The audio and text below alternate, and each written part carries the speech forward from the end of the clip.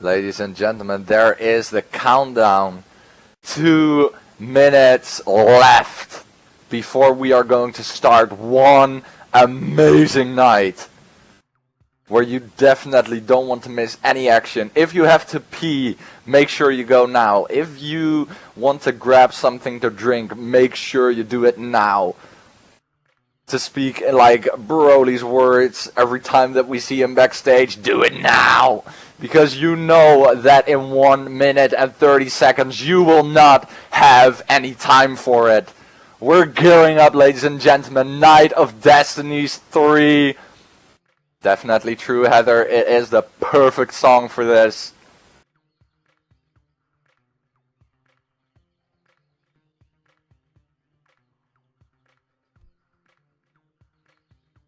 When that timer hits 0, destinies will be made. We will see champions going up against challengers. We will see, as now perfectly set, grudge matches, trying hopefully to end everything that they had going. And that clock keeps ticking. Well, this is the biggest show of APW. Everybody wants to put on a show, wants to steal the show, and be remembered. This is the moment. Like, exactly. If you want to make an impact in APW, if you want to be remembered throughout the ages, this is where you can do it. Couldn't agree more. Here we go, people.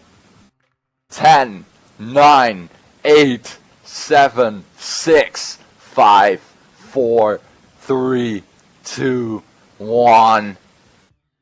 Welcome to Night of Destiny.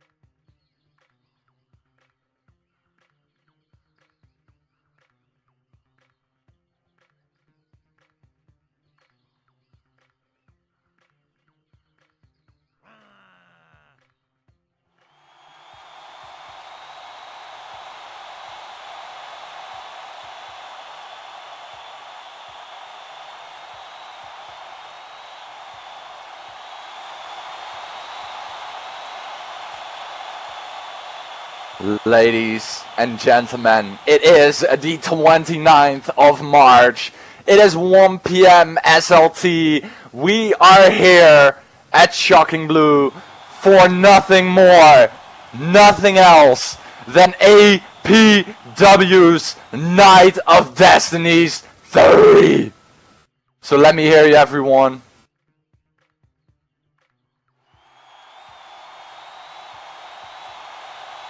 Come on, ladies and gentlemen, I know you can do better than that. Good evening, good evening, good evening, ladies and gentlemen. Welcome to APW's Night of Destiny 3. My name being none other than the one and only TJ Tyler. To my left, we have... That would be Niall Nightfire here, waiting to commentate where the night where stars come out, where a night where champions are made, a night where legends are born. This is Night of Destiny 3, ladies and gentlemen, and I'm ready for a kick-ass show. How about you guys? I think they are ready. I think our ref is ready. I know the fans are ready. There's a green light. So, ladies and gentlemen, you know what that means. You know who is going to come out. So I would say, ladies and gentlemen, give a big round of applause for your resident stoner that everybody loves, Annie Balance.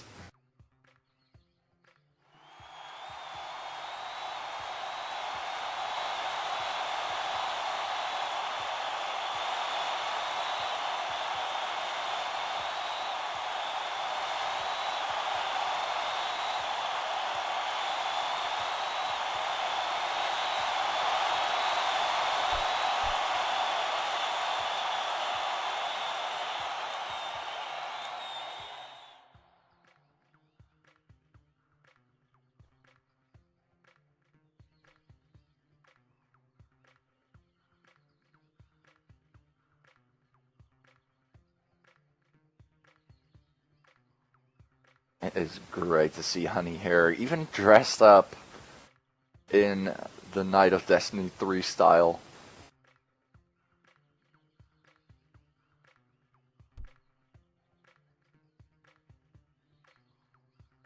But let's see what Honey has to say here.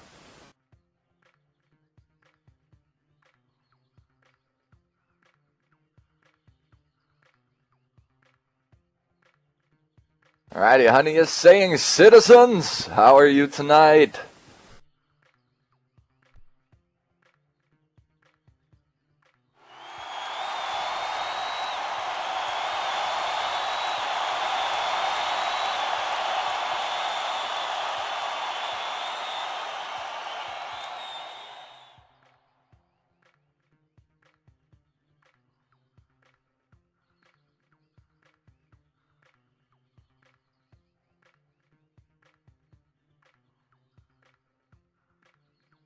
It's definitely good to see Honey here opening this amazing show.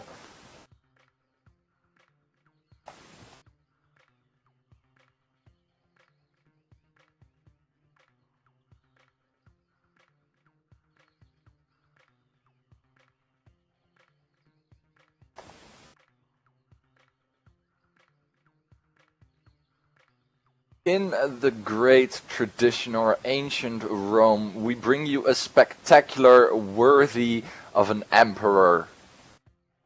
I never even considered to think about that. All fans are emperors today, Niall. That sounds good to me. I think it even sounds good to the fans. I mean, who doesn't like to be calling or being called an emperor or an empress?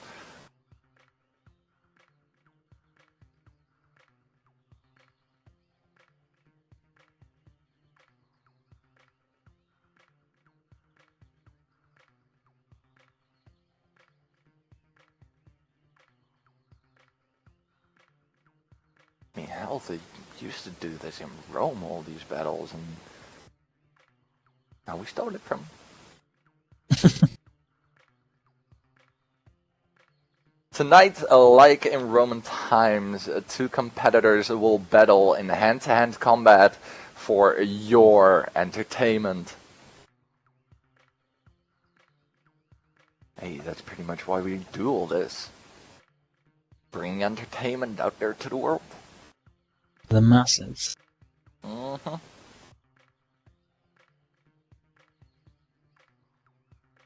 So, without further ado,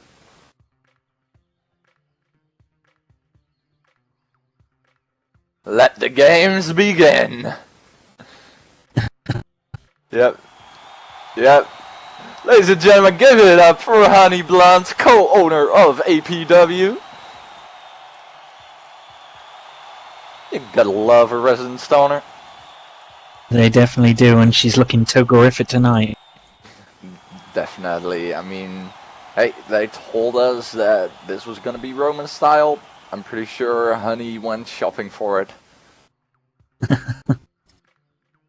Alright, let's check with production. I mean, I'm pretty sure they're running back and forth, front, left, everywhere to get things ready. Alright, I'm hearing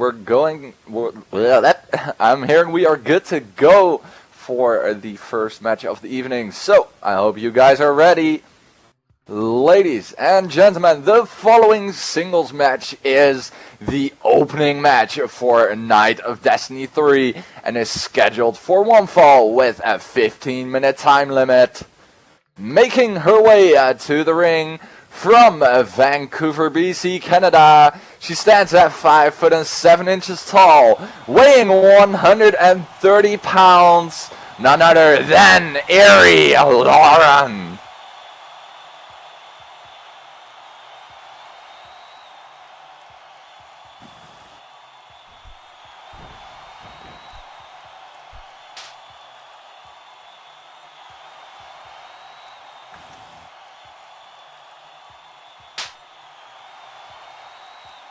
Of course, Ari being joined by none other than the gamer girl Sybil Halsey.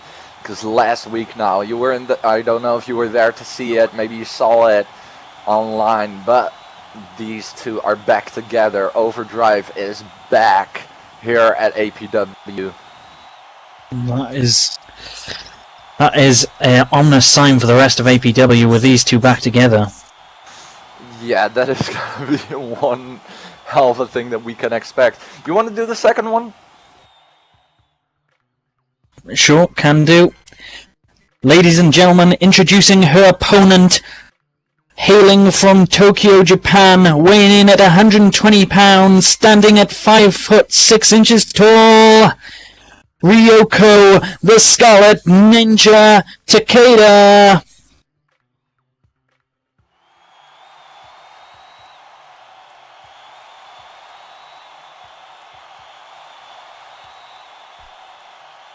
This is going to be one heck of a rematch between these two.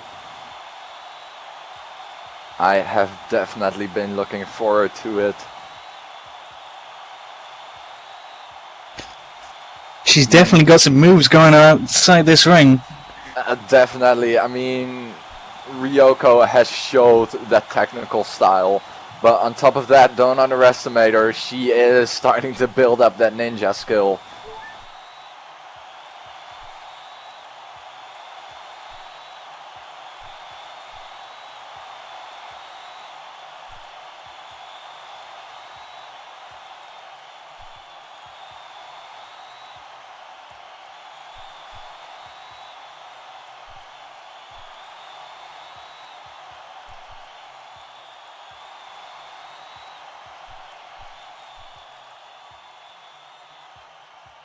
Alrighty, waiting for our referee to ring the bell to start this action off.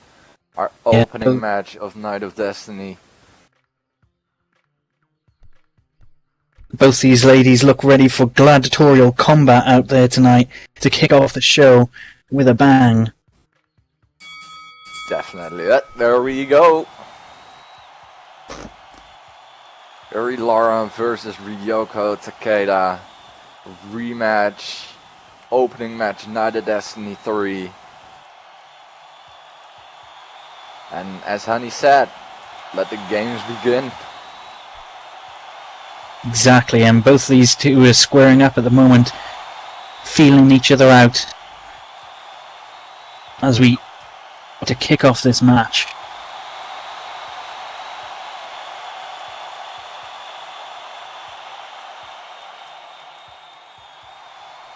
I mean, these two have faced off not just once, but twice. Several weeks ago, there was a tag team match, Eri being my partner, Ryoko being John's partner. That was one heck of a tag team match.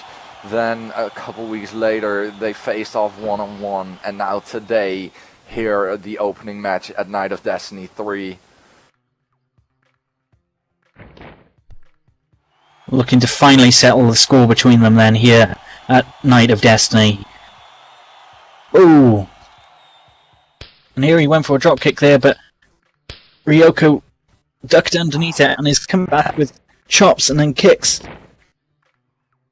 That is that swiftness of Ryoko. I mean, Eri already paced from it. I don't blame her.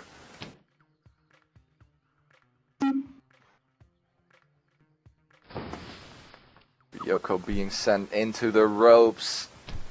Here comes Eri. Oh, nice short arm clothesline. Big short arm clothesline there.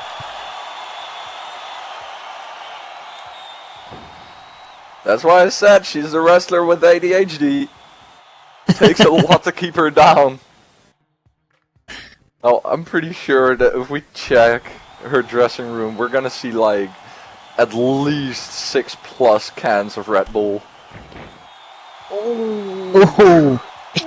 He went for a leg drop there, but Ryoko got out of the way, hit the ropes, and came back with a big drop kick.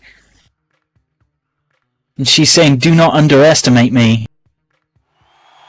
That is definitely something you don't want to do. I mean, you just said it. New talent, fresh into the ring. You don't know what they bring.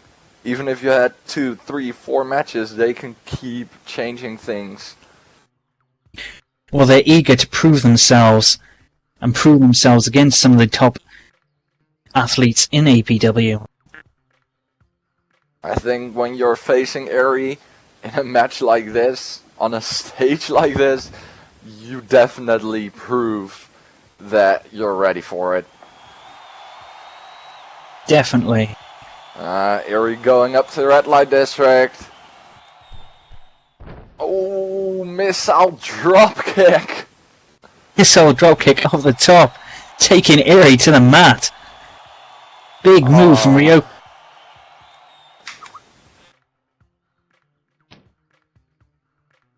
Here we go. First pin attempt of the evening. 1, 2. Just a 2 count. 2 count.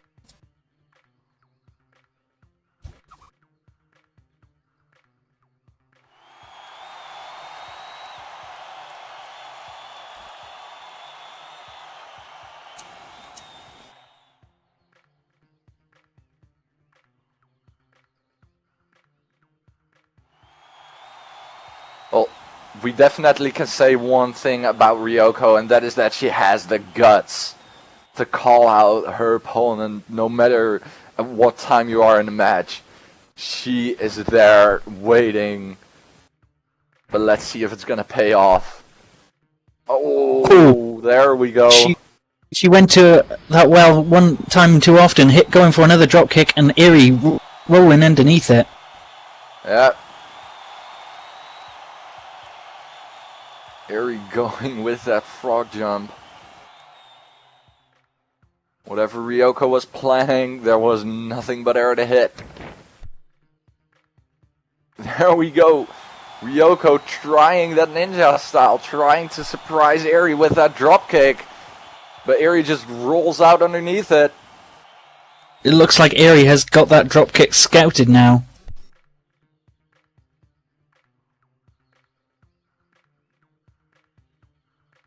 It's these two meet back up in the center of the ring.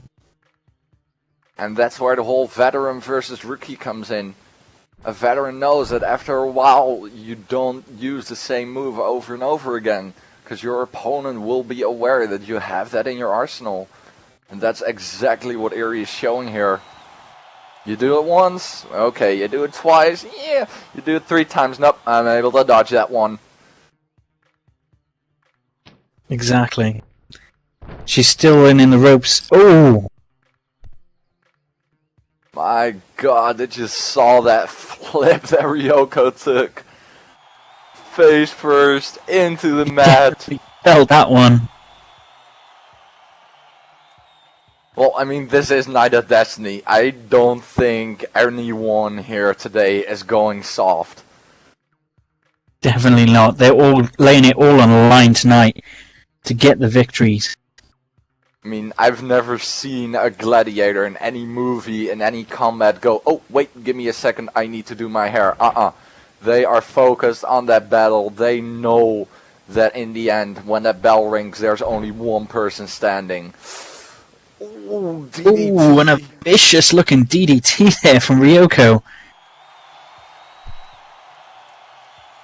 Eri's head slamming to the mat. And she goes for a cover here. 1, 2, and Eri managing to get her shoulder up.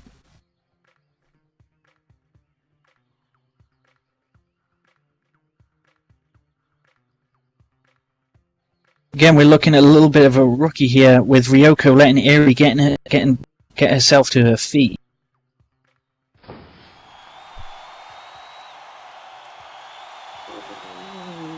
There's that kick. Ooh, this is not looking good for Eri.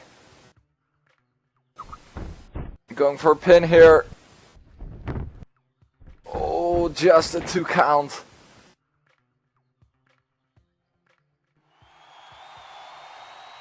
Another 2 count. Eri showing her resilience here. I mean, that's the whole thing. Ryoko has been in APW several. Been able to scout around, not only with the girls but also with the guys. She knows all the things that are out there, things that can be done, and I'm pretty sure she's taking that with her into this match. It definitely looks that way at the moment. She is taking it to Aerie tonight.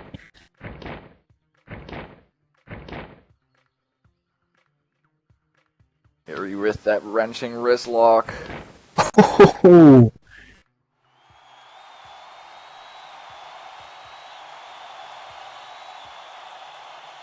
The hook kick taking Ryoko down to the mat. Ryoko said it at the beginning, don't underestimate me. Same goes for Aerie. Don't Definitely. ever think that you got Aerie down. Yeah, I would imagine just when you think you've got her down, she comes up with something like that.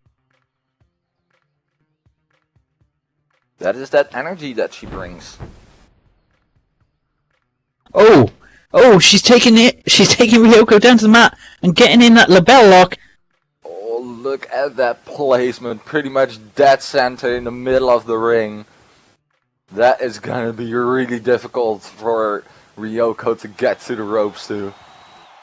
It's going to be a struggle for sure, but it looks like she's slowly making her way to the ropes, using all her strength at the moment.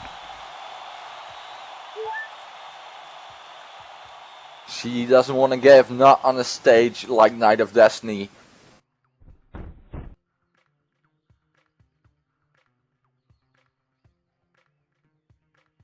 Definitely not.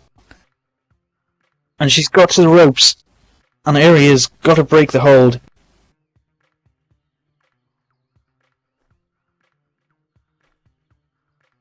You have to ask yourself this though, that label lock, how much damage did it do to Ryoko?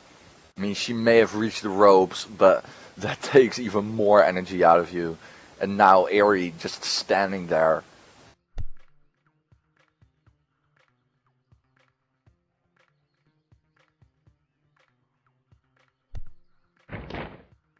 Yes, you gotta wonder how much is taken out of Ryoko.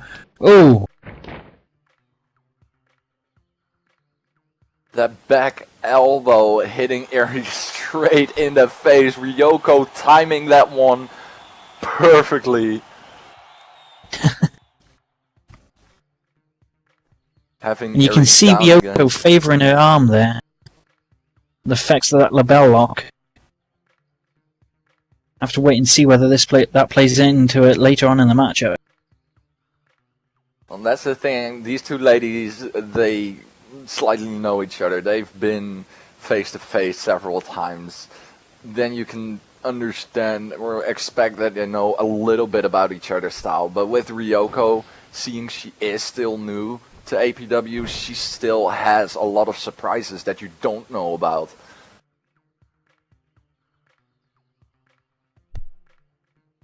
Exactly, we don't know everything about Ryoko at the moment. Oh! And a huge super kick there! Ouch! That will definitely give you a headache in the morning. Definitely, and she goes for a cover here. One, two. Oh. Aerie managing it to get her shoulder up at the last second there.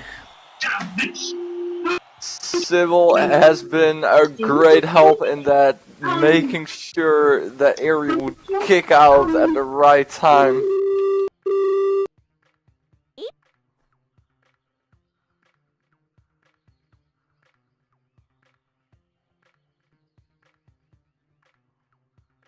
And Aerie sweeping the leg there, getting herself back in this matchup a bit.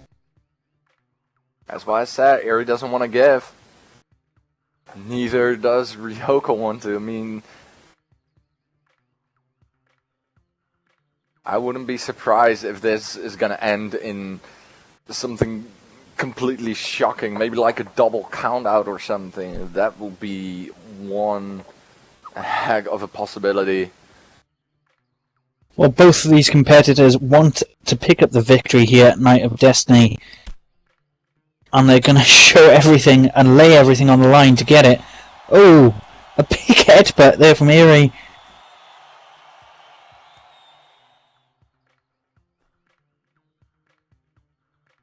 seems to have taken as much out of her as it did out of Ryoko. She sends her into the ropes. Or into the corner. I do apologize. It's okay. I mean, trust me, those headbutts, they don't feel nice. That is skull meets skull.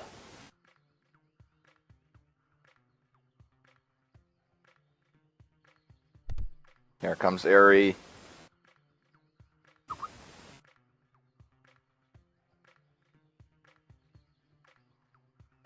Charging into the corner.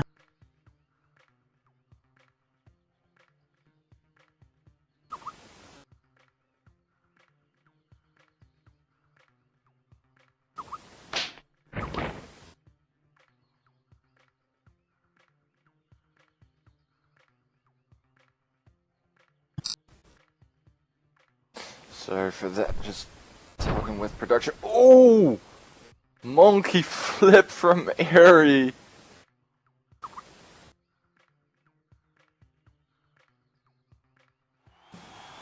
Big monkey flip from Eri there.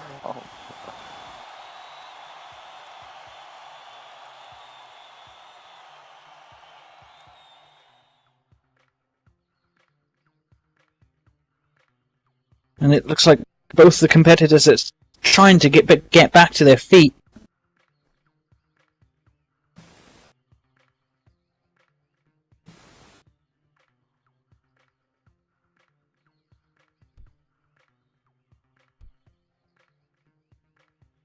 And you gotta have to wonder, what do these two ladies still have left in the tank?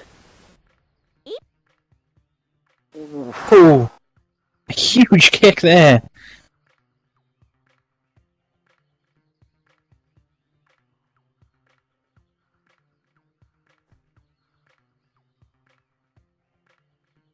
Ryoko down on the mat, Eri showing the exhaustion from this match. These two have been going at it. Look at the rookie here, getting back up to her feet, showing fight. Oh! That was one punch to the face. It was discus elbow there.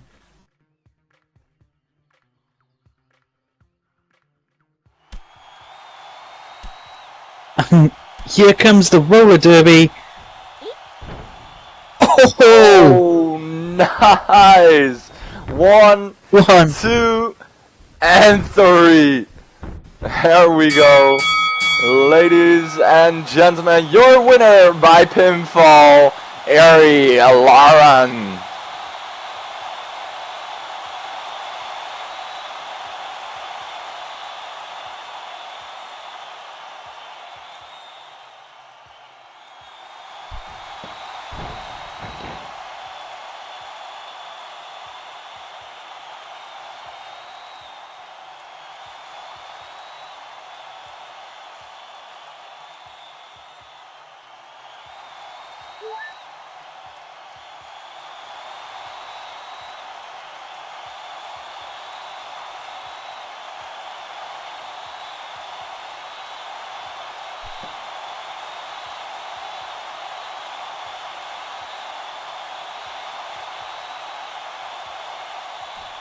And that is great to see. Respect shown by both competitors there.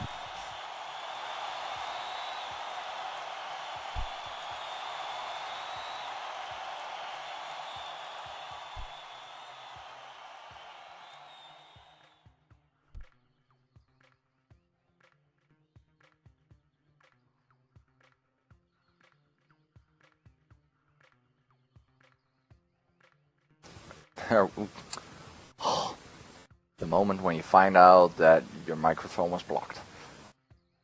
It's always fun when those monkeys play with the buttons. Definitely. Like I was saying, great respect shown by the two competitors there, and that was a hell of an opening match kickoff night of Destiny 3.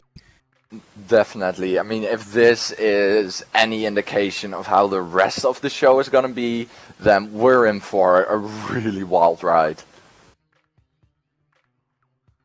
Definitely, you want a match like that to kick off the show, to set the pace, to show everybody on the rest of the card, look, this is Night of Destiny. You've got to bring your A game tonight to entertain the fans. That's what we've done. So now it's over to you and your turn. Yep. They're pretty much saying this is where we place the bar. Let's see if you can raise it or that you're going to be underneath it.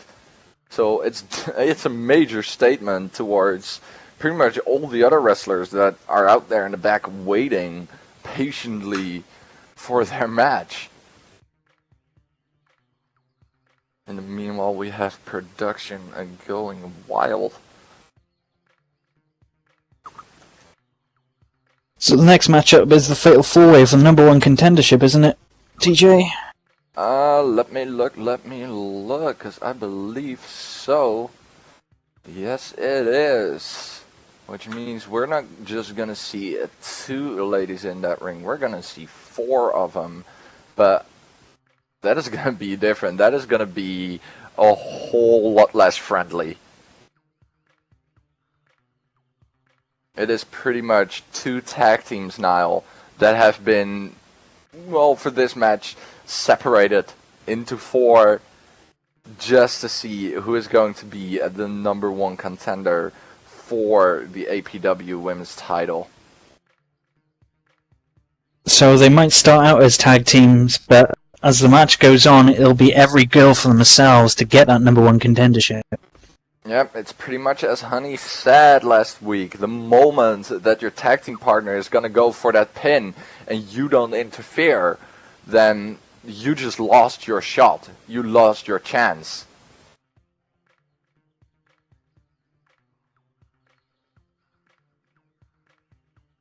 Definitely. And all these 4 girls, it's going to be interesting to see how they feel towards each other after the matchup, how these tag teams move on after tonight. Definitely. I mean, are we going to see them break apart? Are we going to see them stronger than ever? I mean, how are they going to deal with the fact that only one of the 2 won that number one contender match? A fatal 4-way with 4 amazing competitors. And I am hearing from production that they are gearing up. So we should be ready any moment here. Till then, just make sure that you grab a drink, because trust me, you're gonna need it. It's not gonna be that easy. Alright, I see a Tron. Yep, there we go. Ladies and gentlemen, the following match is a fatal 4-way for the number one contendership for the APW Women's Championship. And is scheduled for one fall with a 15-minute time limit. Making her way to the ring from Pendle Hill, UK, standing at 5'8", weighing 130 pounds, none other than Katie Carter.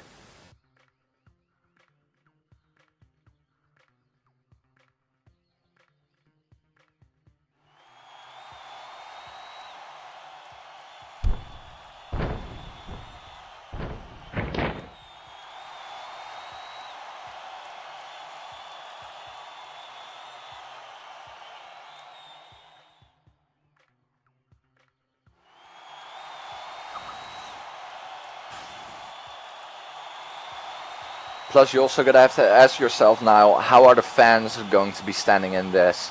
Can they cheer for their favorite if both of them of one team are their favorites? That is an interesting point you do raise there, TJ, because these 4 are being teams going into this, so it'll definitely split the fans about this, and you might see what allegiances the fans have to each of the tag team players. Alright, let's bring out another one of these ladies making her way from Serenity Valley, standing at 5'6" tall, weighing on 130 pounds. She is the Firefly, Kaylee Carter.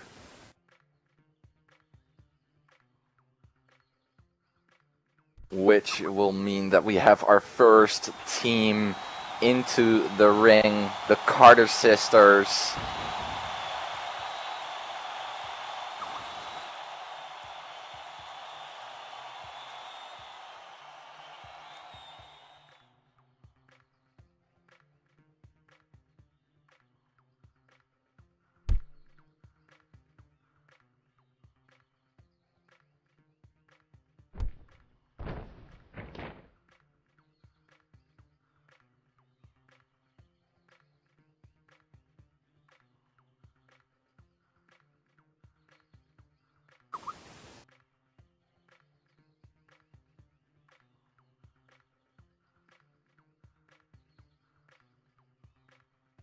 Alrighty, you want to do the next two, Niall? I'll certainly do that, TJ. So, ladies and gentlemen, bringing out their next opponent, hailing from Springfield, Tennessee, standing at 5'7" tall, weighing in at 155 pounds. It is the Black Panther, Rosalind Grace Rage. Just her music alone, I love, but her attitude, the games that she played with the Carter sisters, I mean, holy shit.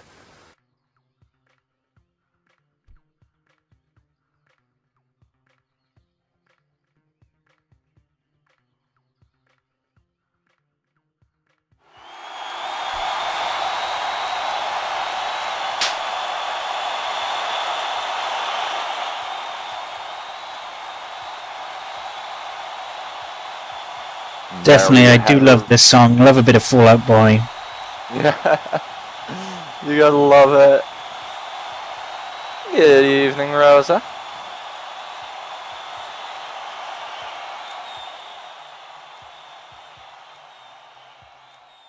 Looks like she's waiting out here for her teammate to appear before she enters the ring.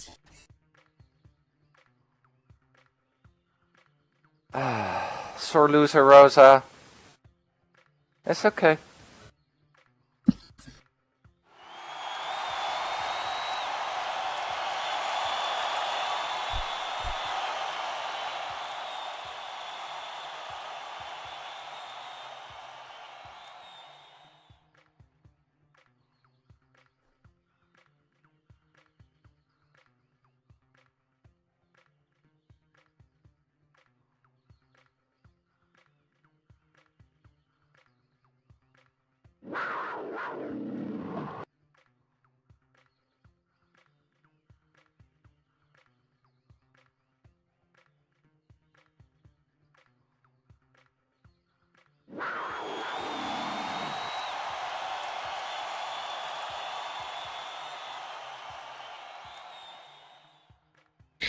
And ladies and gentlemen, bringing out the final participant to this fatal four-way for the #1 contendership for the Women's Championship.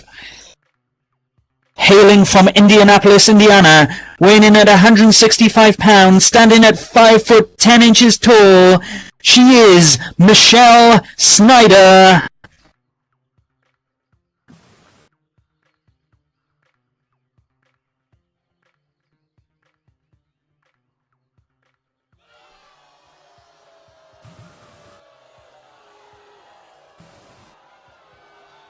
It seems that Michelle is coming out alone today. No Natasha next to her. But at least one thing is clear, the fans don't enjoy seeing her.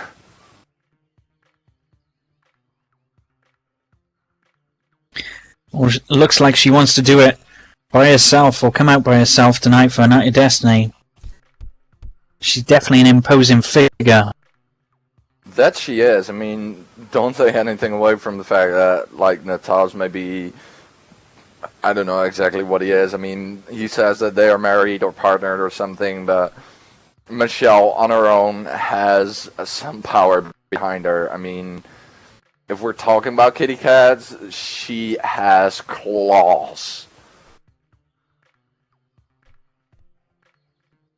Definitely. She looks vicious.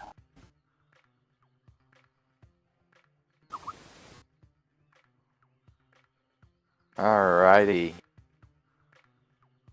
four ladies in the ring. I have a feeling that they are not gonna be waiting long. No countouts, no DQs. Falls can only be inside the ring, and whoever scores the first pinfall by either pin or submission wins the match and is the #1 contender for the women's championship. And there we go. We have Katie starting it off. That was a quick schoolboy there to try and get a count right off the bat.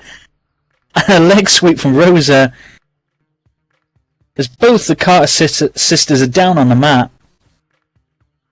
Hey, you gotta have to think of it like this. The faster you can sneak in that pin, the faster you can end this.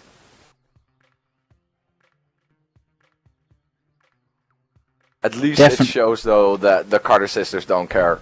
They're just gonna go for it. Ooh. Michelle with those punches. You can hear the thuds. Yeah, I was about to say, that's not even like using a door knocker in one of those castle doors. That is even worse. And Katie comes back with a headbutt, and Michelle retorts with a headbutt of her own.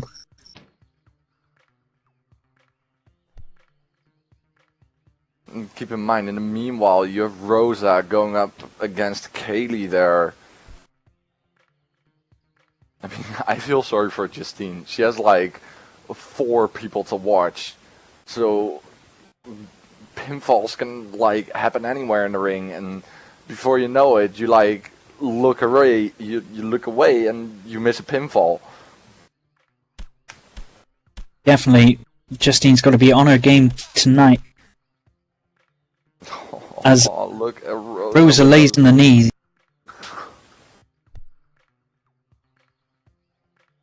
Yeah, let me tell you this now. There won't be any nice words between these 4. I'm already gathering that from how these 4 have started out. These 4 have been terrorizing each other for weeks now. Playing games back and forth. And if there's something you don't want to do, then it's piss off the Carter sisters. And just to spice things up a little bit more, it's that #1 contendership for the winner of this match as well. Putting extra pressure on pretty much everything. We got both Carter sisters in the corners, as it looks like Rosa is setting up Kaylee for something. Oh! And Rosa was going for a superplex, but Kaylee reversed that with a back body drop out, sending Rosa out of the ring. And as you were saying earlier, there is no give outside the ring tonight. There's that mat, but underneath that is concrete. Yeah, those are like original nature stones. There's no soft padding on them. It is not spray painted or anything. Ooh, Michelle throwing Katie into Kaylee. Yeah, it looks like Michelle's out a sister bump. Michelle taking care of business on her own at the moment, sending one sister into the other. Ooh, we're hearing from Justine that someone needs to call the medics, because it seems that Rosa hit her head on the steps. Ouch.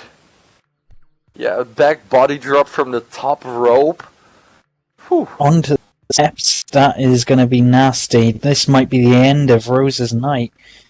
Yeah. Don't think she was really planning on her night of destiny to go this way, but this leaves the Carter sisters to team up and get rid of Michelle, and then it'll be down to them for the #1 contendership, I would imagine.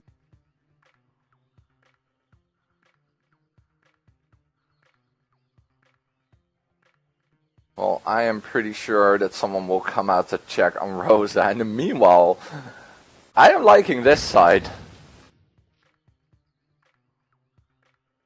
Katie and Kaylee going up against Michelle.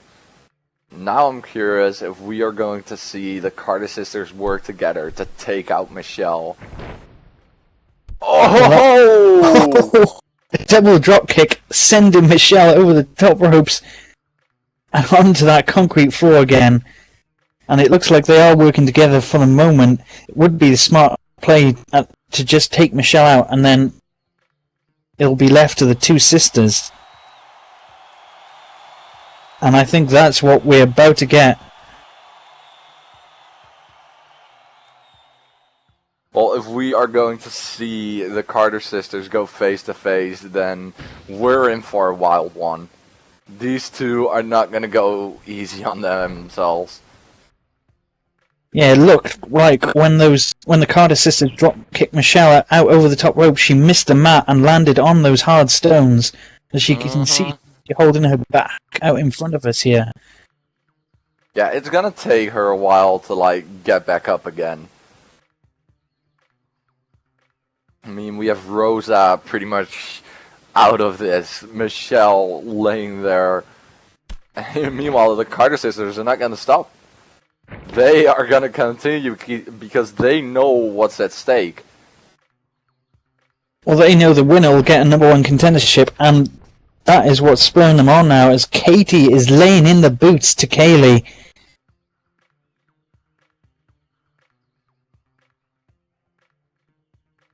Yep, there you go. She's even apologising for it, but she knows what's at stake. Well, I mean, I wouldn't call it apologizing. I mean, she's right. After a while of waiting and waiting, you want to go for that gold. You want to be the one that is able to hold that title. Well, yeah, you've got a chance to be number one contender for the title. Who knows when that chance will come around again? You've got to take it while it's there. Oh! And the Firefly head scissors from Kaylee.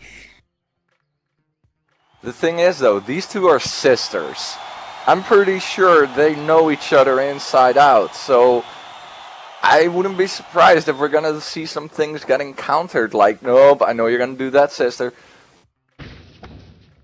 Well, yeah, they know each other so well. They've trained with each other as a team, and I wouldn't be surprised if they will have to bring out something new to their arsenal. There we go. Sorry for interrupting you now, but Rosa is being guided off by the medics backstage. I'm pretty sure that they're going to send her to a nearby hospital, so we'll keep you updated on her status. So, meanwhile, instead of a fatal four-way, I think we have a triple threat. Yeah, because Michelle has now recovered from the outside of the ring and made her way back into the ring as Kaylee hits a rolling thunder. It looks like Michelle's still feeling the effect, but if Michelle hits a big thing on Katie, pulls the pin on Katie, she might even get this.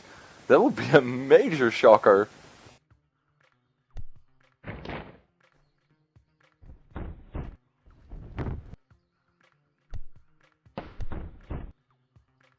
oh, a big standing senton there from Michelle, breaking up the pin.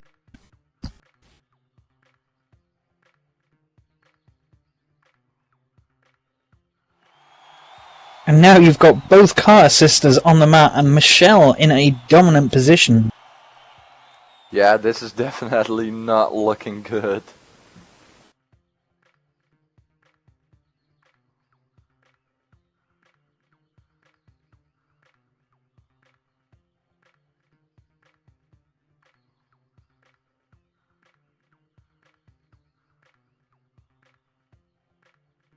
It looks like Michelle's eyeing up what to do with Kaylee here.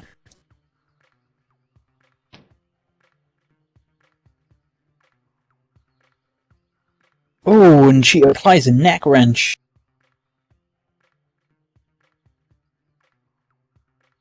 Justine checking on Kaylee.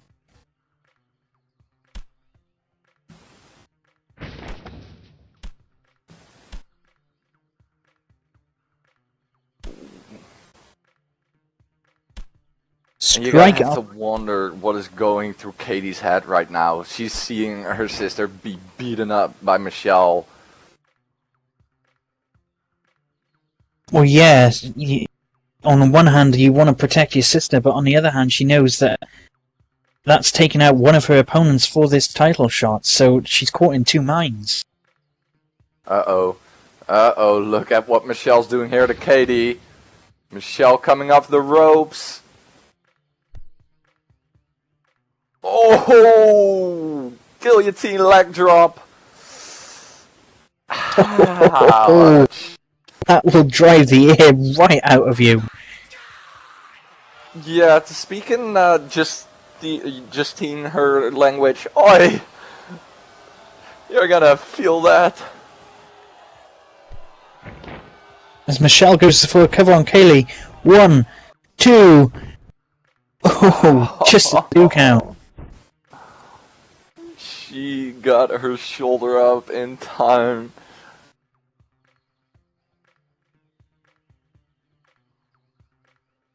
But Katie managing to make her way back to her feet there. So does Kaylee as well. And we've got all three participants now rearing, trying to recover from the offense that Michelle has been dishing out.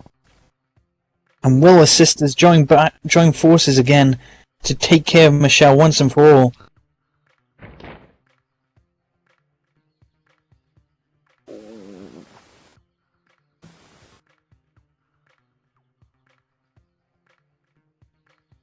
That slam from Katie towards Michelle. Oh, and here comes Katie. See, this is what you could have imagined with these two in the ring and only Michelle left. Definitely. And it looks like they're back on the same page for now. Yeah, but how long? How long are we gonna see these two staying on the same page, knowing that that prize is lurking?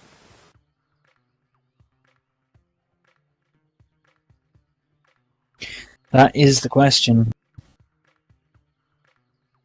I mean, Katie just walking around. There comes Michelle. Oh! Back body drop from Katie.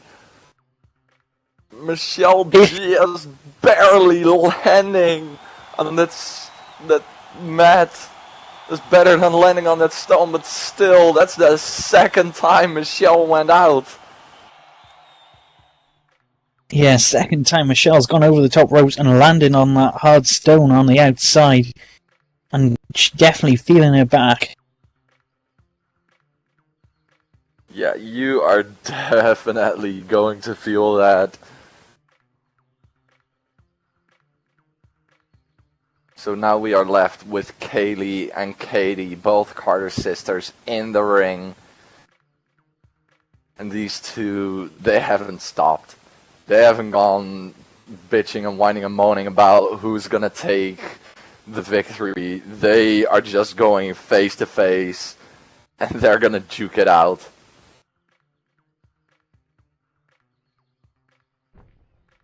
Oh! Kaylee That's hitting a what drop you kick got. from behind.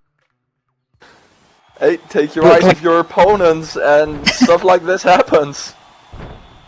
Yeah, it looked like Katie was making sure that it was just down to the sisters and looking for where Rosa was, and Kaylee took advantage of it. There's Kaylee with that wrench hold.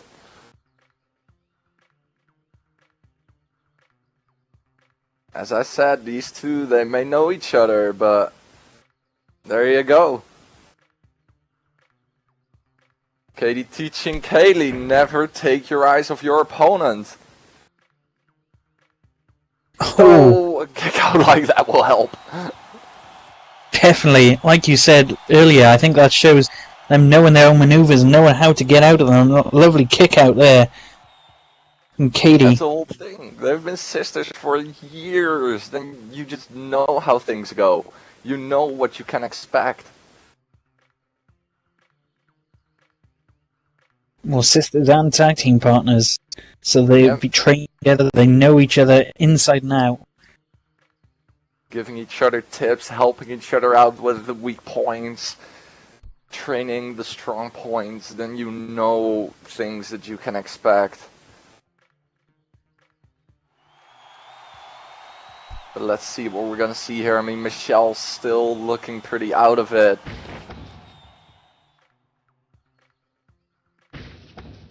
Here comes Katie. Oh! Running knee. Enziguri. That running high knee into that CCS insecurity. That's like a ding dong. That's gonna ring her bell a bit. Look at Katie. Just taunting her sister.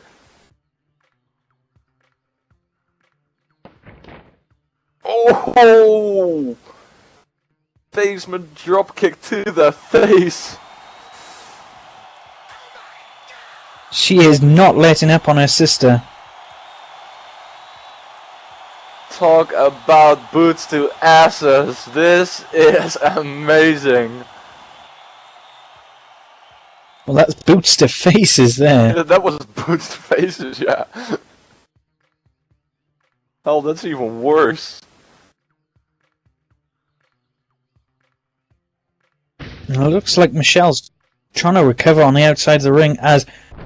Oh, a big rebound leg drop there from Katie. Did you see the hang time that Katie had before those legs came down crashing?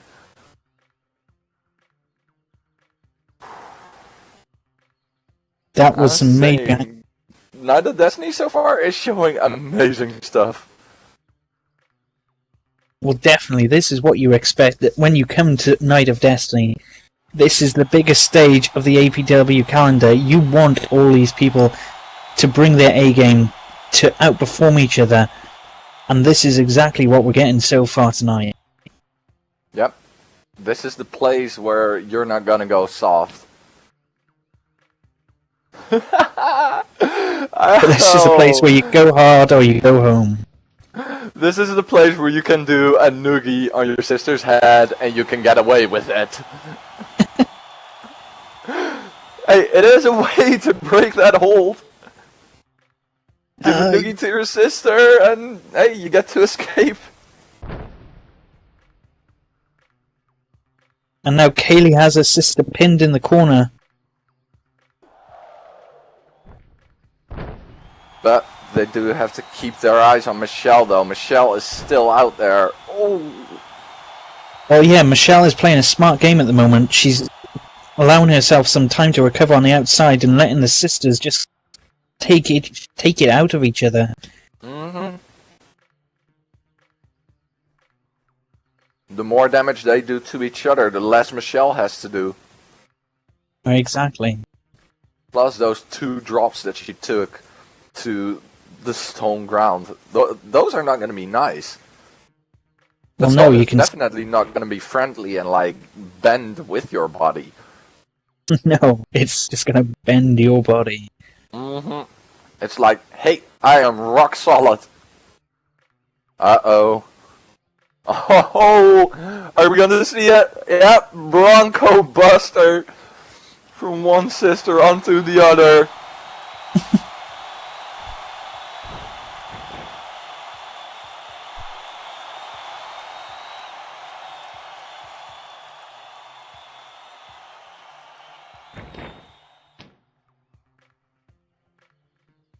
Michelle back up on the apron. Yeah, it looks like she's waiting to choose her spot to get back into this match. As looks like Kaylee is dragging Katie to the center of the ring.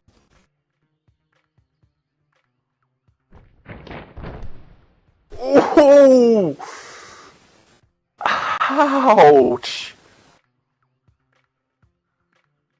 That leg flip DDT from Kaylee. And directly Michelle slides in, positions herself perfectly, picks Kaylee up,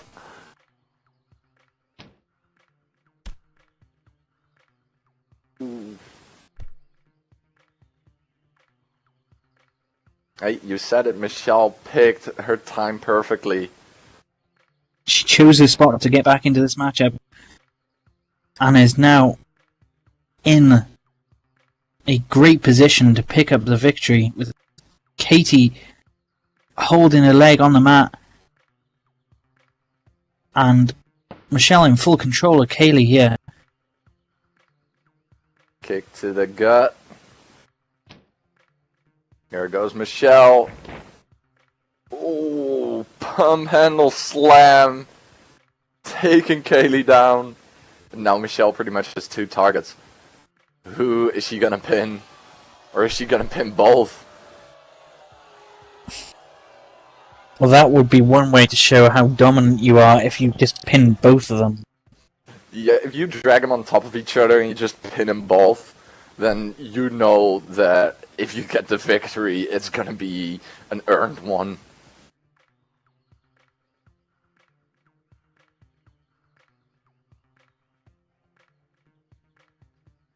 I mean, this can still go so many ways.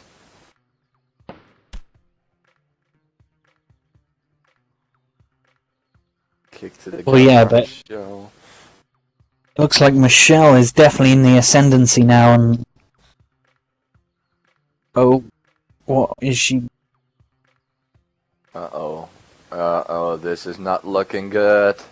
Package done. Oh, Dropped on her head. package pile driver there. Ooh, that looked nasty. Yeah, that even made me winch. I mean, yikes.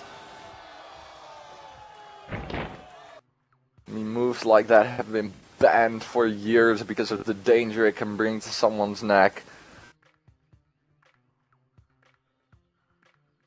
It's like cracking your egg in the morning. You give it a good tap and it just cracks open. That's what happens to your skull at that point.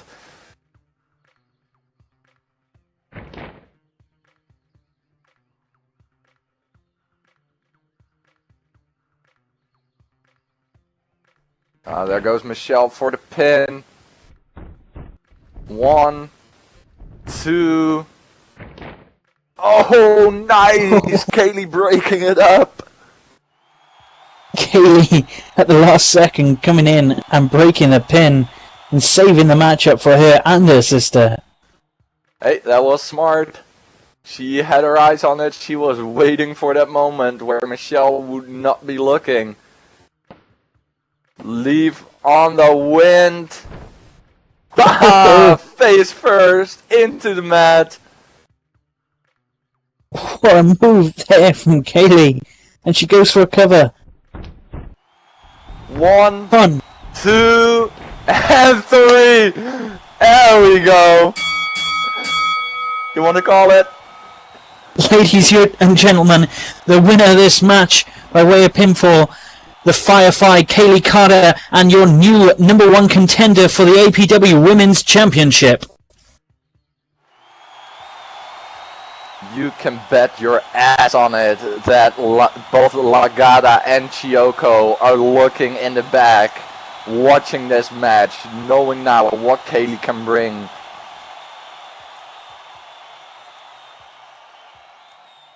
Well, yeah, to survive a match like that definitely shows that she is championship material.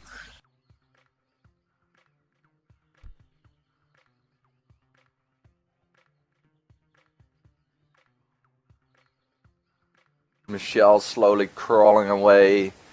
Kaylee picking up her sister.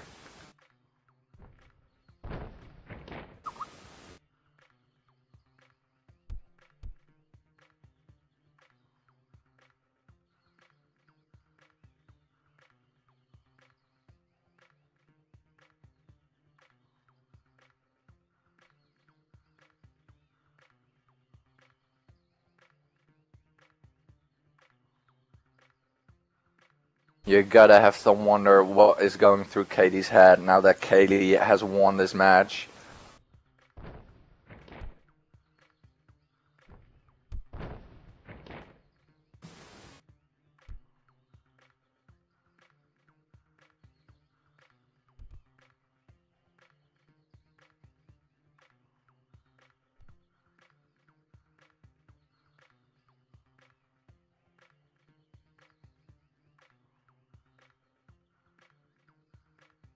Alrighty, ladies and gentlemen, 2 matches down, 5 more to go.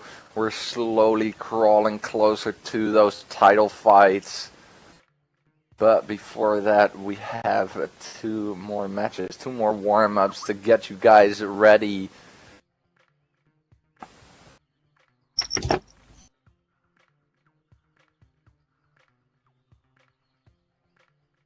Which means that there is still plenty of action.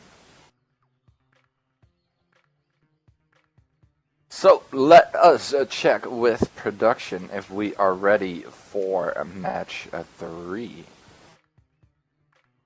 This is going to be an interesting one. Alright. I just got the green light from production, which means, ladies and gentlemen, the following is a singles match scheduled for 1 fall. You know this one, so give it up already. You know who is coming out when those lights turn blue. Ladies and gentlemen, making his way from Newark, New Jersey, standing at 6 foot 5 inches tall, weighing 235 pounds, he is the Midnight Wolf, Wolfie Castle.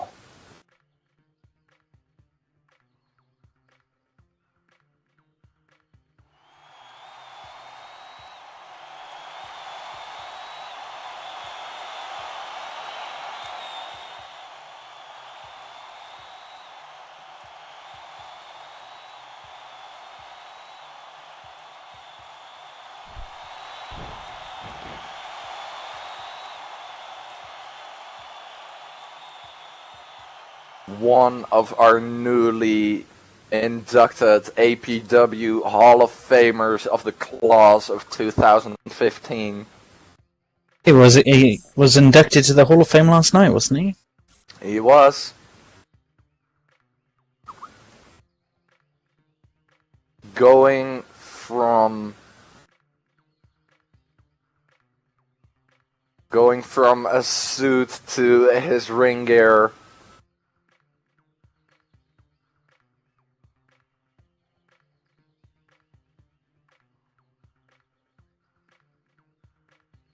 And knowing Wolfie, he is set, he is ready to go. He has his eyes on this game. Alright, let's bring out his opponent, making his way from wherever he may roam, standing at 6 foot and 1 inches tall, weighing 237 pounds. He's none other than a Gypsy Alchemy.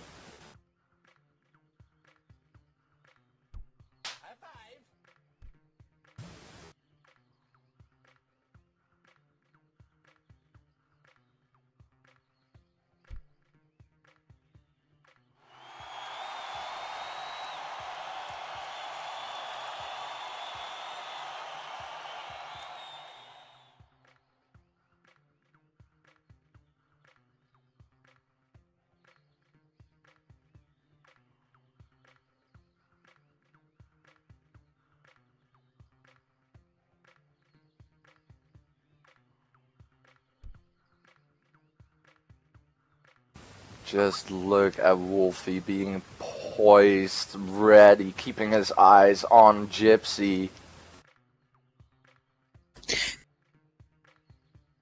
Is it just me, or does Wolfie look a bit different? Like he's not quite himself?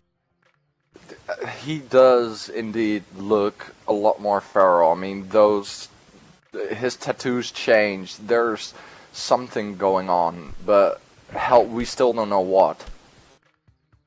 Oh! Wow! Not even waiting for the bell, Wolfie just dives into it. Starts pounding away at Gypsy.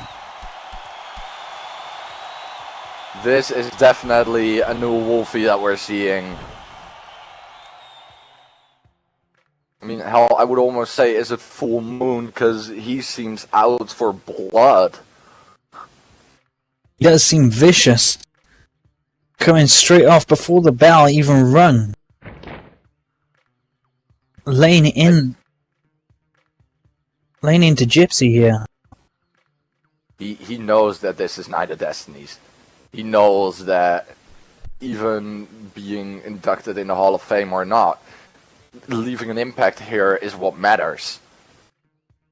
Well, definitely. Maybe the Hall of Fame induction has played into it a little bit. Maybe he thinks he needs to lay down a mark and says, even though I'm in the Hall of Fame, I'm not going anywhere. I'm here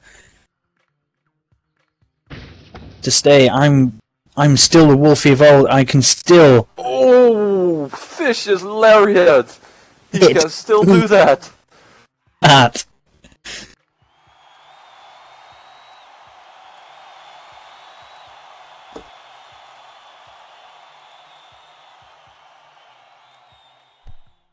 And that definitely has sent Wolfie into the ascendancy here. And Gypsy doesn't look... Oh! And a nice reversal there from Gypsy with a face breaker.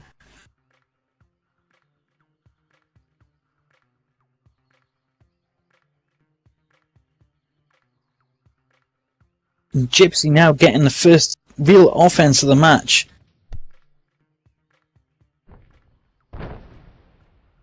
And he comes back with a clothesline of his own.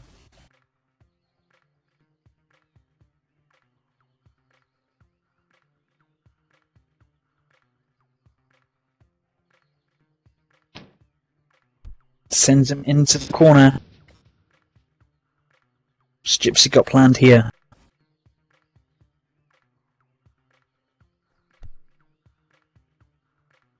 Gypsy charges in, but Wolfie gets out of the way.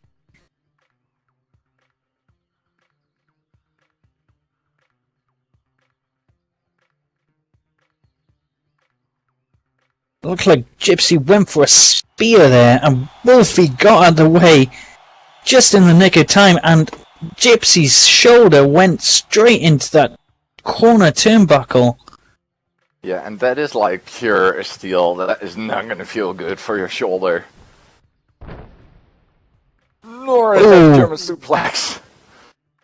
A big German suplex there from Wolfie. As I said, Wolfie seems a lot more vicious, a lot more feral. Here he goes, 1, 2, just a 2 count.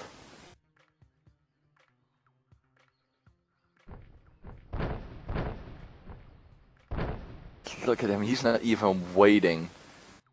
He's not even giving Gypsy any room to breathe. He's right back on him.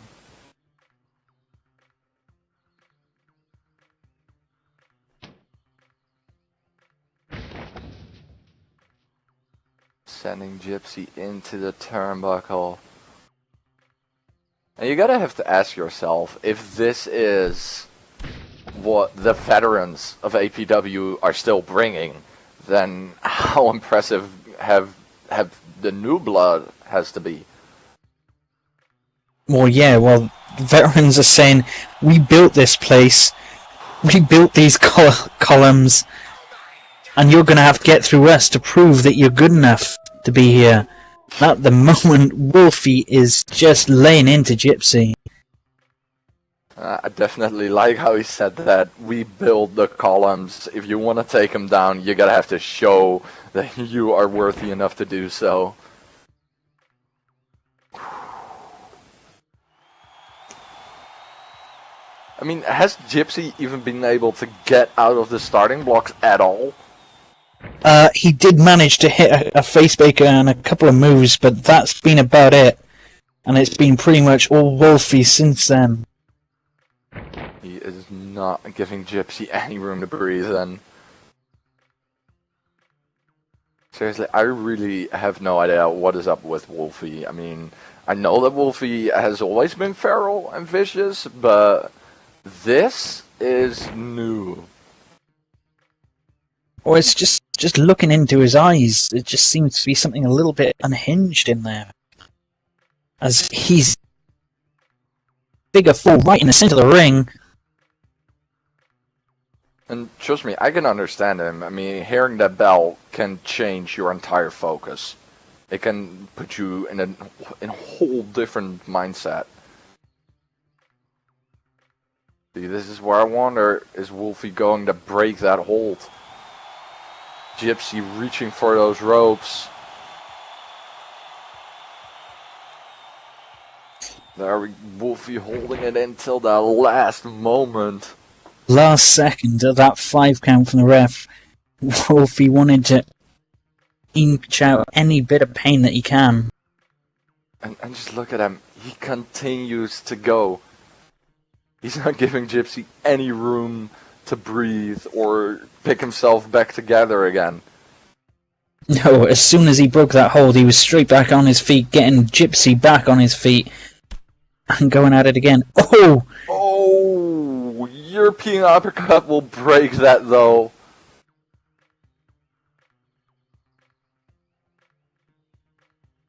I mean, I haven't seen Gypsy much lately, but when you see him, he is there. Well, he's probably been roaming around a bit lately, but... Probably, yeah.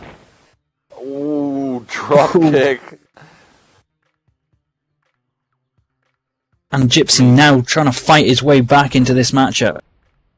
He is a gypsy after all, so... You never know when you can expect him and where he's gonna be, but today, he's with us at Night of Destiny.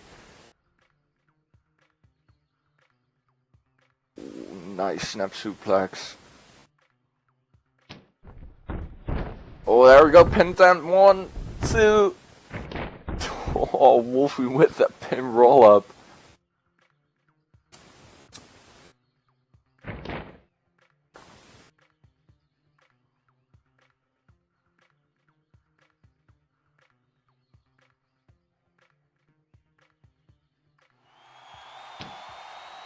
Fans definitely trying to cheer Wolfie on, cheering Gypsy on in this.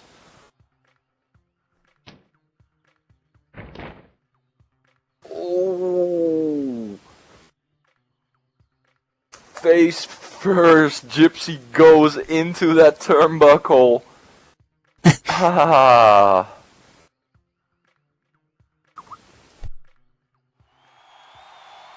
That could be a big turnaround in this matchup.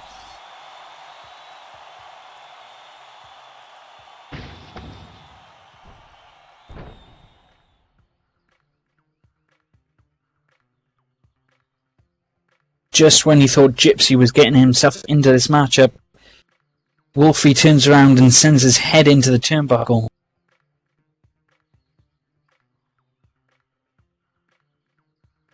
That's why I said Wolfie has some sort of focus. I don't know where it's coming from, but it is creepy.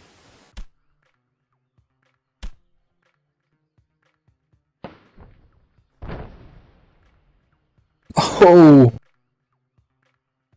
And a huge combo of punches there from Wolfie.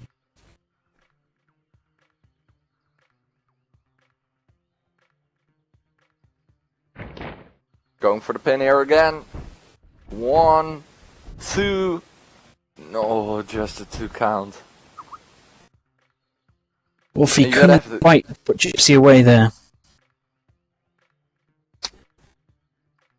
You can ask yourself, what is going through Gypsy's mind right now? I mean, does he still think that he can do it?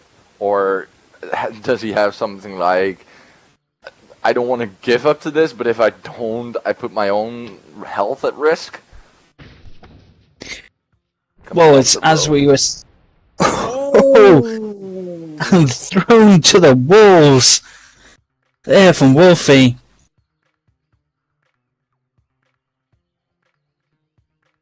Whereas, as we were saying earlier, it's thinking about your health. We're going into the 4th year of APW now. And it's whether Gypsy thinks he can still be there after what is a vicious beating at the hands of Wolfie at the moment. Wolfie is giving... Whoa, hold on. Oh! Lycan's Wrath! The Lycan's Wrath. That big powerbomb, and then before Gypsy even knows where he is, he's getting locked into a sharpshooter. But, I mean, he's trying to pull through the ropes, but does he have enough to, like, even get there? I mean, he's close. If you have to give at that moment, it is something you really don't want to do. Nope, he has the ropes. But it looks like Wolfie's going to hold this to the last second again. I think so too. I mean, I really don't know what's up with Wolfie, but I don't even know what to make of this.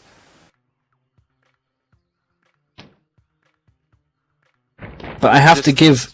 At 4 again. I have to give Gypsy some props. He is still hanging in there.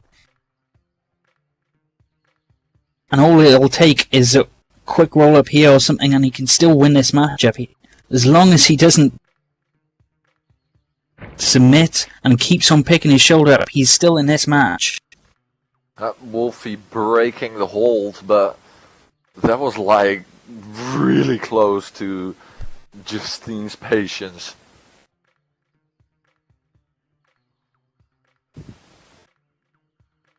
Gypsy up on his feet. I think for his own sake, he better not turn around with Wolfie standing there just stalking him.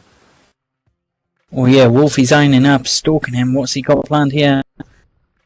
Oh, scavenger! Oh, this is not scavenger. good for Gypsy.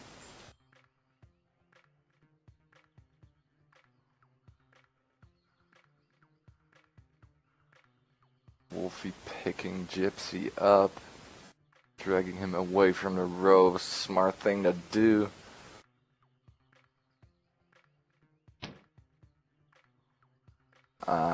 This is new. Is this a claw trap? The claw trap? That's right in the center of the ring. Looks like a modified version of the Cobra Clutch. Gypsy, like, fighting against it, but is he gonna be able to? I mean, just look at how Wolfie is shaking him around. Justin's asking him. Oh, nice! Gypsy's showing some strength.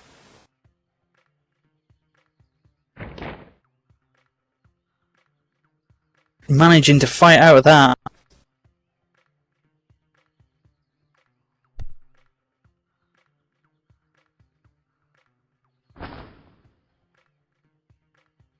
Oh! And Gypsy hitting the blackout.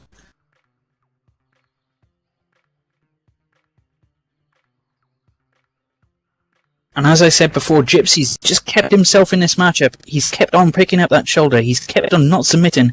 And now... Oh! A huge Buzaki knee!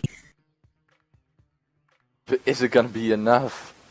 That's what you're gonna have to wonder. Gypsy going for the pin here. 1, 2... Oh! Just the 2 count.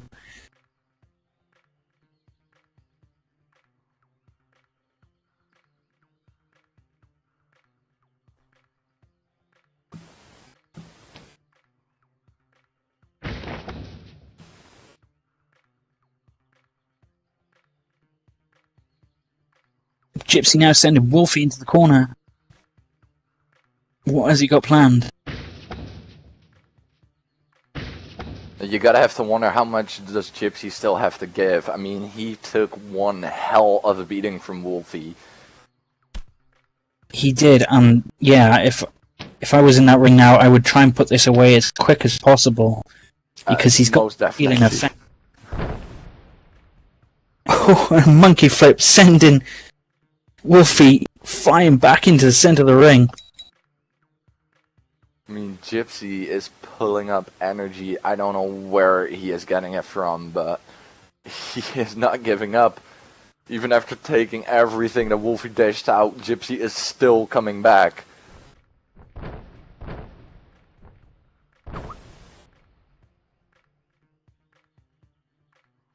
Laying in the boots to Wolfie, trying to keep him on the mat. I mean, you can say whatever you want about Gypsy. He is maybe someone that, like, comes around now and then, but he does show that he still has plenty to give.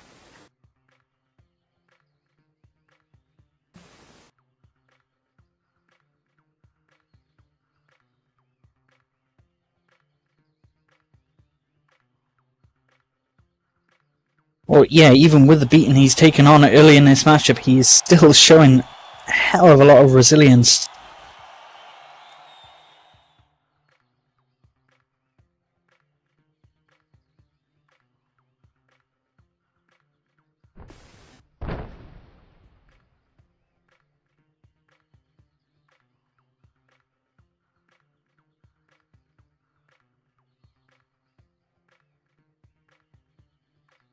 The clothesline taking Wolfie down to the mat again.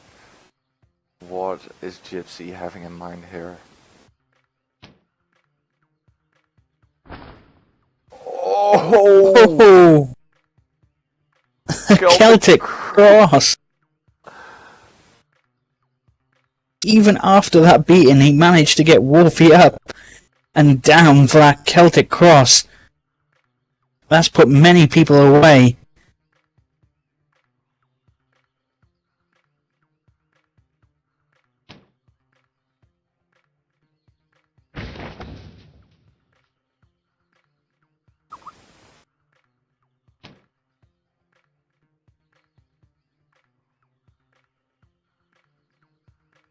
Uh-oh.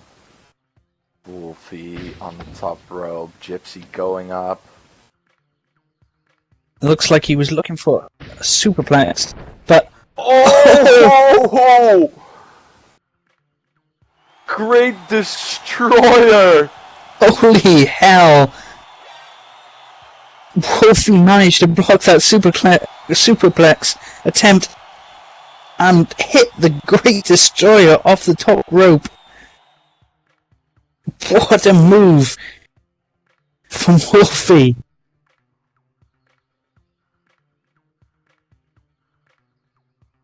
And that's what you want to see at Night of Destiny. Moves like that. Definitely, that's the stuff that you are coming out for.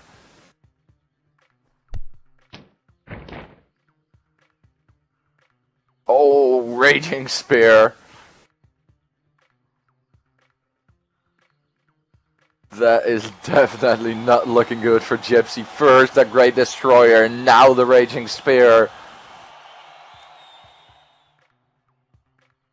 I'm really starting to ask myself, does Gypsy have anything left in the tank?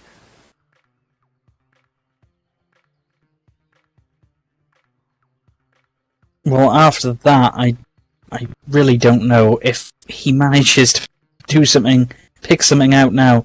I've got to give him props, but... Definitely. Looks like Wolfie is setting him up. Oh! And a Spirit Breaker, and that has got to break Gypsy's spirit now. I've seen the Spirit Breaker like twice now, and it still makes me cringe. Pin attempt here, 1, 2, and 3.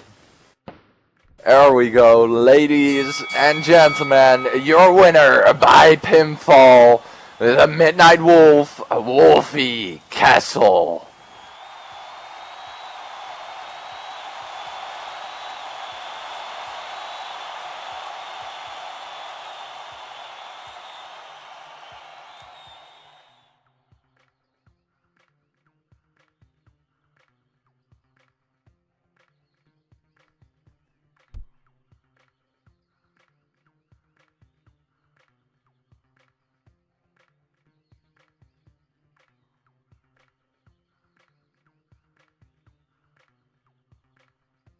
Wolfie making his way to the back, as is Gypsy.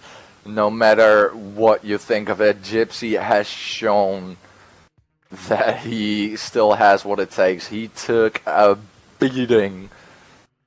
That's exactly what I was going to say. He took a beating, and yet he's still managing to get out of here under his own power. That shows how much resilience he's got.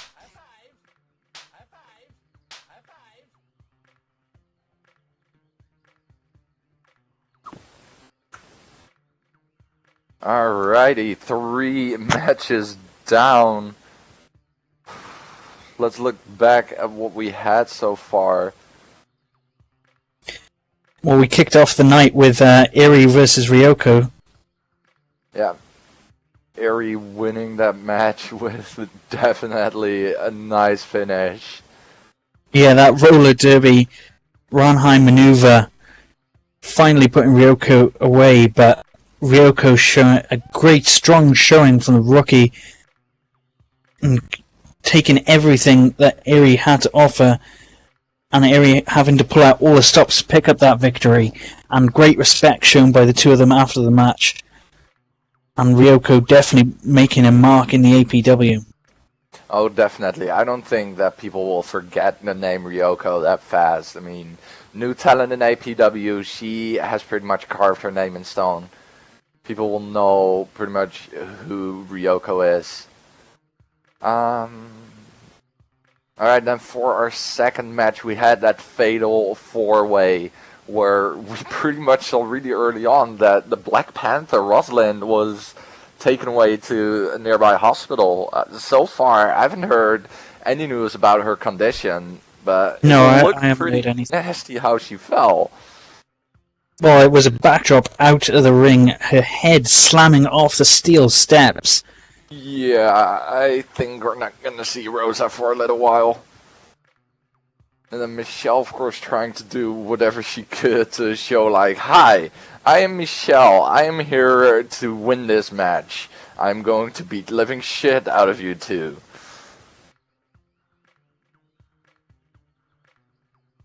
But in the end, it was not Michelle, it was Kaylee who took the victory. Yes, and now she is the new number 1 contender to the APW Women's Championship. That is definitely gonna be an interesting story to fold out. And then at the third match, we just saw Wolfie giving one hell of a beating to Gypsy. But in the end, Wolfie walking away. Wolfie hitting that huge Great Destroyer off the top rope, and then a Spirit Breaker to finally break Gypsy's spirit after during such a beating throughout the match, and yet he was still there, still right there at the end, and Wolfie couldn't put him away until he hit that Great Destroyer and the Spirit Breaker. Yep. Alright, ladies and gentlemen, time for the fourth match, which is a no disqualification match scheduled for one fall. Making her way to the ring from South Carolina, standing at 6 foot even, weighing 150 pounds, she is Miss Misty.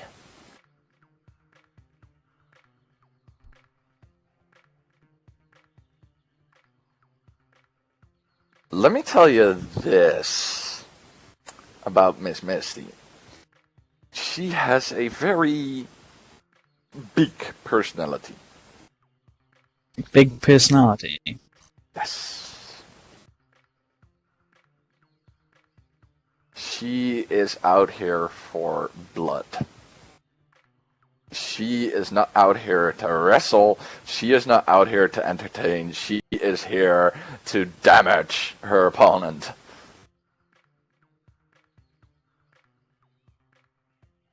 She's got some sort of hockey mask on. I think she's tilting her head at you. Yeah, she's scary.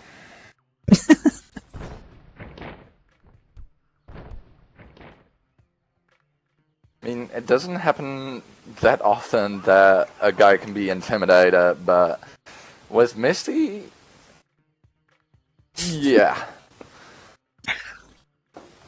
I'm loving the I am the hype nod. Mm-hmm. Just be glad now that you're not standing in that 6-sided ring. At this moment in time, I am a little glad, yeah.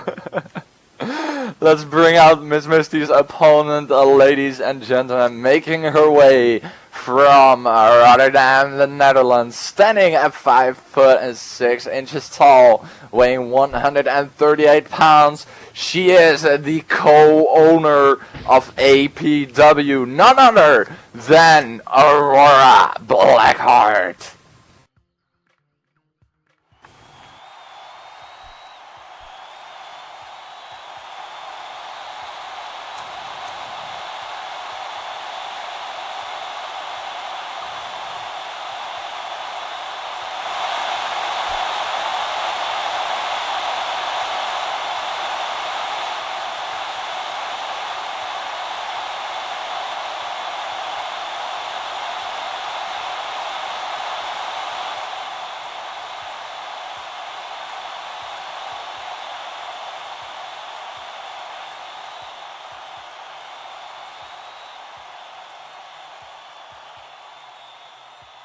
Aurora versus Misty in a no disqualification match. This is gonna be interesting, Niall. I couldn't agree with you more, and I definitely wouldn't want to be in Aurora's shoes at this point in time. Yeah, not when you're facing someone like Misty, someone who is pretty much fueled on anger.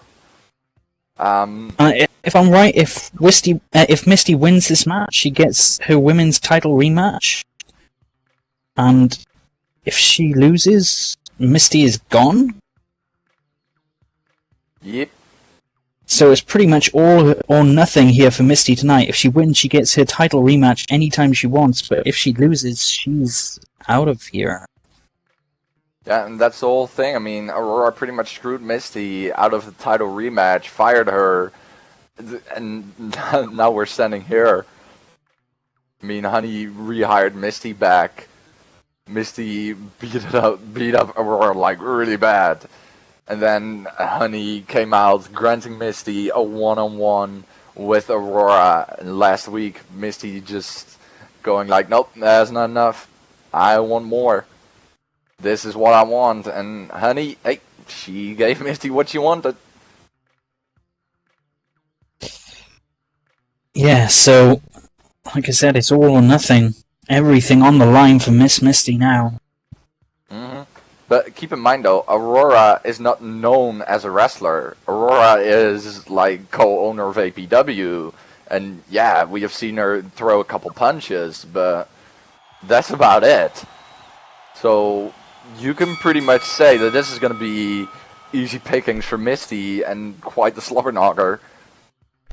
Oh yeah, and this is going to be no DQ as well, so they can pull out all the stops, do anything to each other. See, the thing is, she can be a Blackheart all she wants.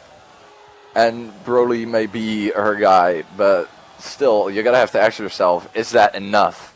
Can you get enough training in such a short time? Well, that question is going to be answered here tonight. We're going to see right now in front of us whether she has enough about her to put Miss Misty away for good. It would be awesome to see that, trust me. I would love to see Aurora win this match. I mean, yeah, I may not be a big fan of her at several times, but still. Oh, clothesline takes out Aurora onto that thin mat. Right out of the starting block, so Miss Misty is showing her power in this matchup. And Aurora is obviously the underdog, and she's just going to have to pull something out of the bag if she's going to win this. Yeah, I mean, I can understand that Aurora had something like, you know what, if I have the chance to get rid of you, I'm gonna go for it. But to go for it in this way? Oh, that is smart. Aurora with eye rake running to the back, and I don't blame her a single bit for it.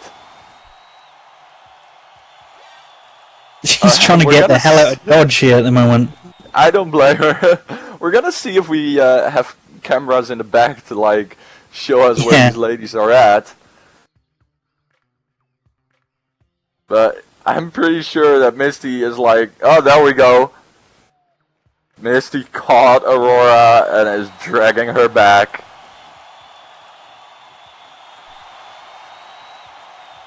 She's not going to get away that easy.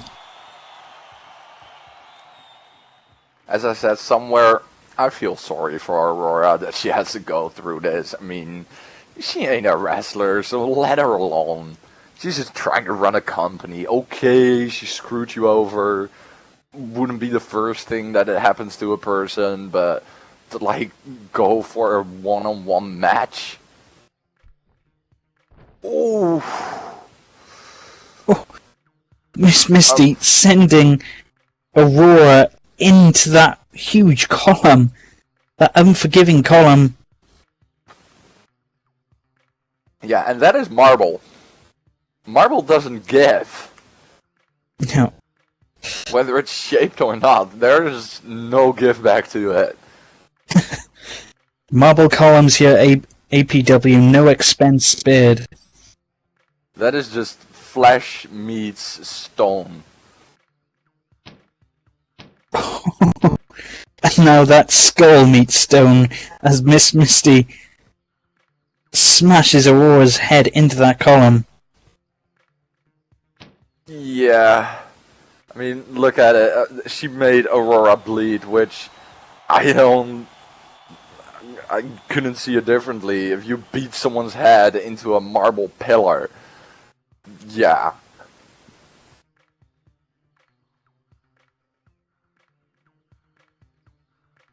Gotta wonder whether Aurora knows where she is at the moment. Yeah. I mean, Misty could have done this really simple. Just go for one big move. Make sure Aurora's down, go for the pin, walk away with victory. But no, she wants to do more damage. And here comes Aurora. Nice! You go, girl! Aurora sending Miss Misty into the stone barricade, and now driving herself into Miss Misty. That's why I said, I mean, last week we saw this match in the Oh, carbon footprint! You go, Aurora! Wow! As I said, last week Aurora said that she had, like, special things in mind for this, so I'm pretty sure Aurora has some cards still in the deck that she's gonna play. Oh! Blackout sending Misty's face into that stone! Into the stone floor. Ow! And Aurora is showing some of her wrestling chops here. Maybe she won't need that surprise that you were talking about. Maybe she can do this on her own. I was about to say, holy shit. I mean, yeah, Aurora may be bleeding, but Miss Misty's head must be, like, ringing right now. Okay, Misty can, like, take a good punch. I mean, she's used to stuff like this. But still, Aurora pulling out these moves. It looks like it might have fired her up, though, as, a big clothesline from Miss Misty. Oh, that's what happens when you have those battle scars.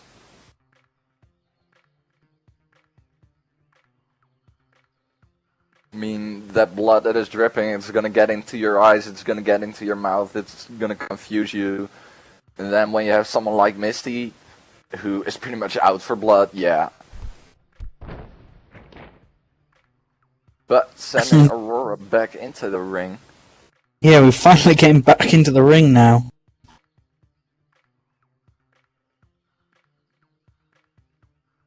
Makes you wonder what else Misty is gonna do and what else Aurora has planned.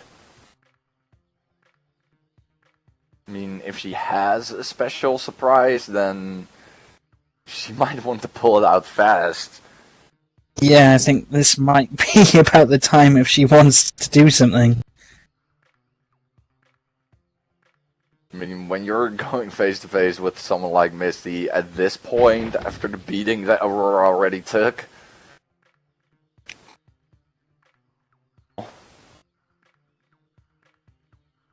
And Miss Misty sending Aurora into the turnbuckle, and you can see Aurora bleeding profusely from that gash in her head.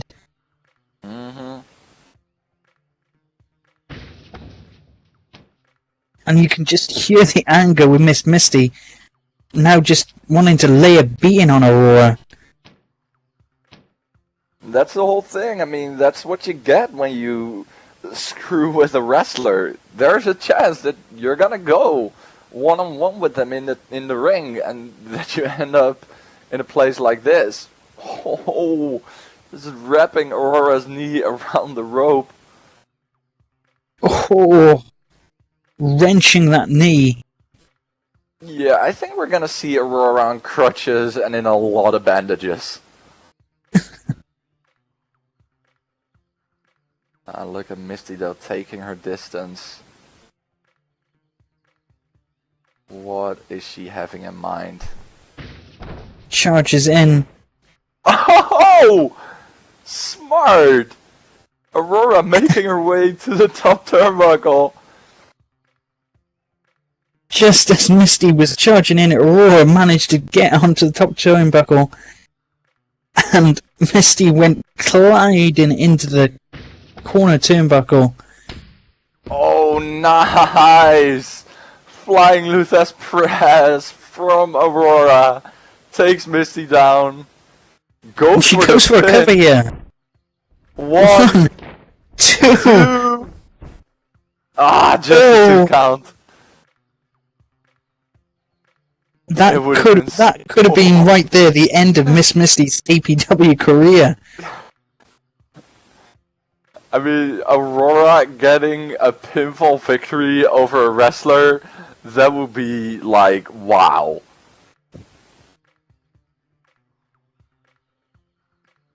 Almost had it done there. I mean, so far Aurora has pulled out some moves that made me go like, wow. Wait. Why did all the lights go out?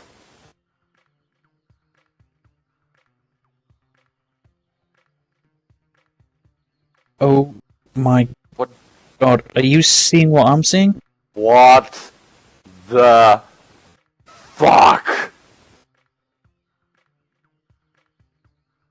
No. Don't tell me that I'm seeing shit here. Holy hell. I have not touched Honey's green stuff, so confirm this for me, Niall. Is that Izzy Fadeweaver and Anarchy Fadeweaver standing in the ring? That is Izzy and Anarchy Fateweaver standing in an APW ring. The Fadeweavers at APW coming to Aurora's aid. I would have expected something from Aurora, but not the Fadeweavers. That is one hell of a surprise from Aurora, and she's yelling at them to finish her. I can understand, and with the Fadeweavers, yeah. Oh, whoa!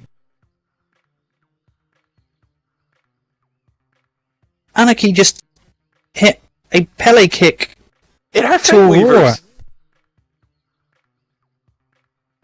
Wait, are? Anarchy just hit a Pele kick to Aurora. Wait, whoa.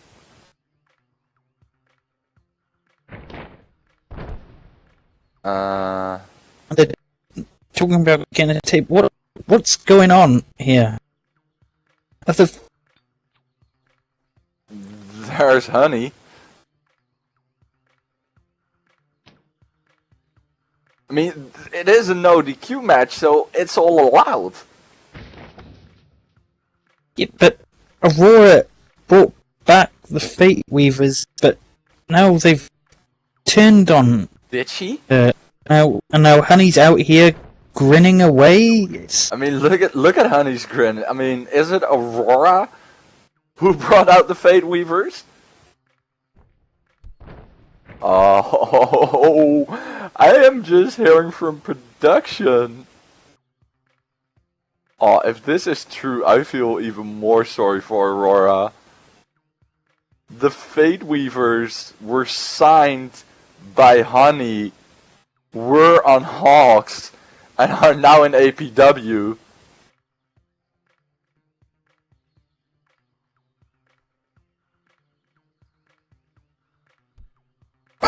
Well, if that's the case, then Yeah, then Aurora I'm is in a a lot lot of of trouble. trouble. Yeah, Honey Is making her way about to to the be in back a again. world of hurt, I think.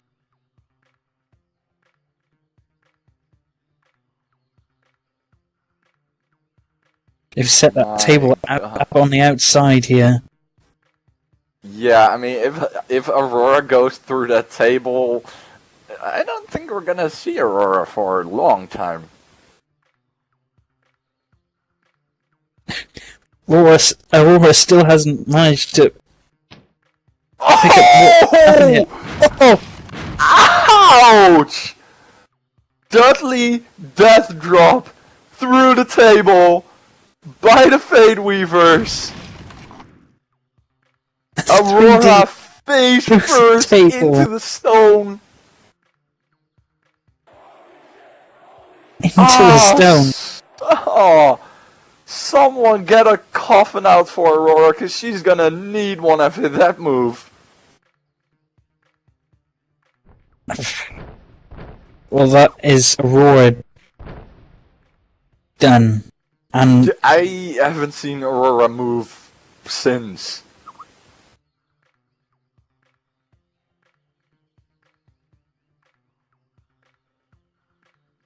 Like, Misty is gonna pretty much have a dead body to pin.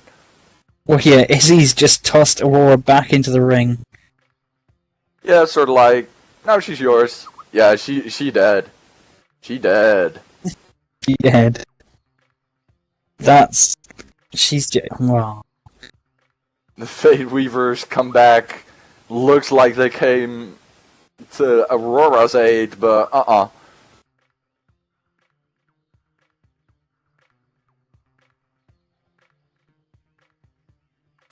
Oh my god, tap or snap, Misty is screaming.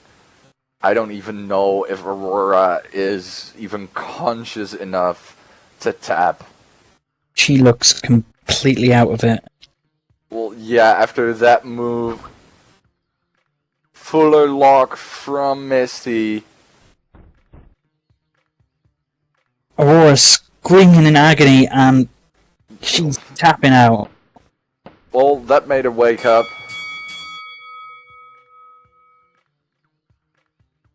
Alright, ladies and gentlemen, your winner by submission, Miss Misty. With a major assist from the Fate Weavers and Honey. Yeah, and of course that means now that she gets her women's title rematch anytime she wants. Kaylee Carter better be watching this. Because with Miss Misty into the mix.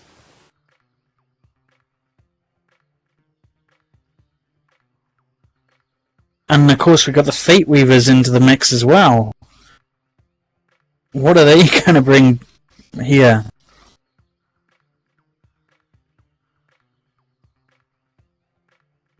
Well, if the Faith Weavers have been signed by Honey and they're back, or they're here in APW, then the women's division just got a lot more dangerous.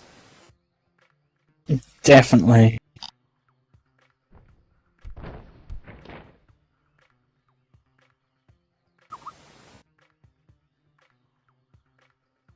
I mean, on top of that, with the Fate Weavers, Misty, Kaylee Carter, Gata has a major target on her back, but Aurora isn't moving.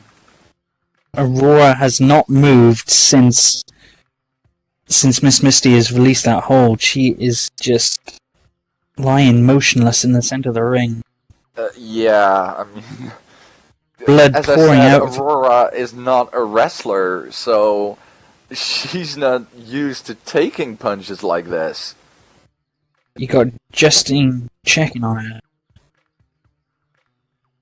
Okay, you know what? Fuck it. Fuck commentary. I'm pretty sure we have guys in the back for that.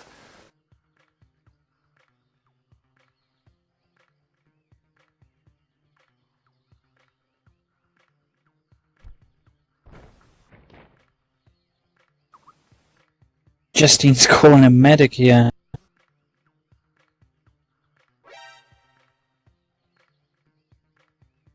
Looks like my commentary partner has joined the ring.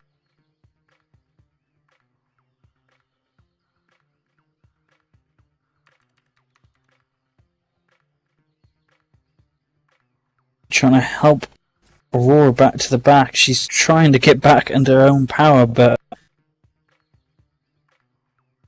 she is out of it, and we've seen some shocks there tonight, ladies and gentlemen.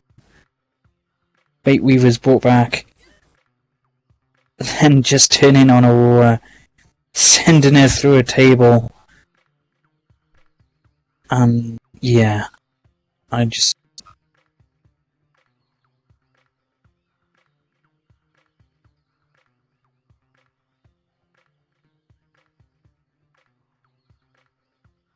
Okay, ladies and gentlemen, it looks like my time at the commentary booth has come to an end, and I will hand over to my erstwhile colleagues here, the voice of Detroit,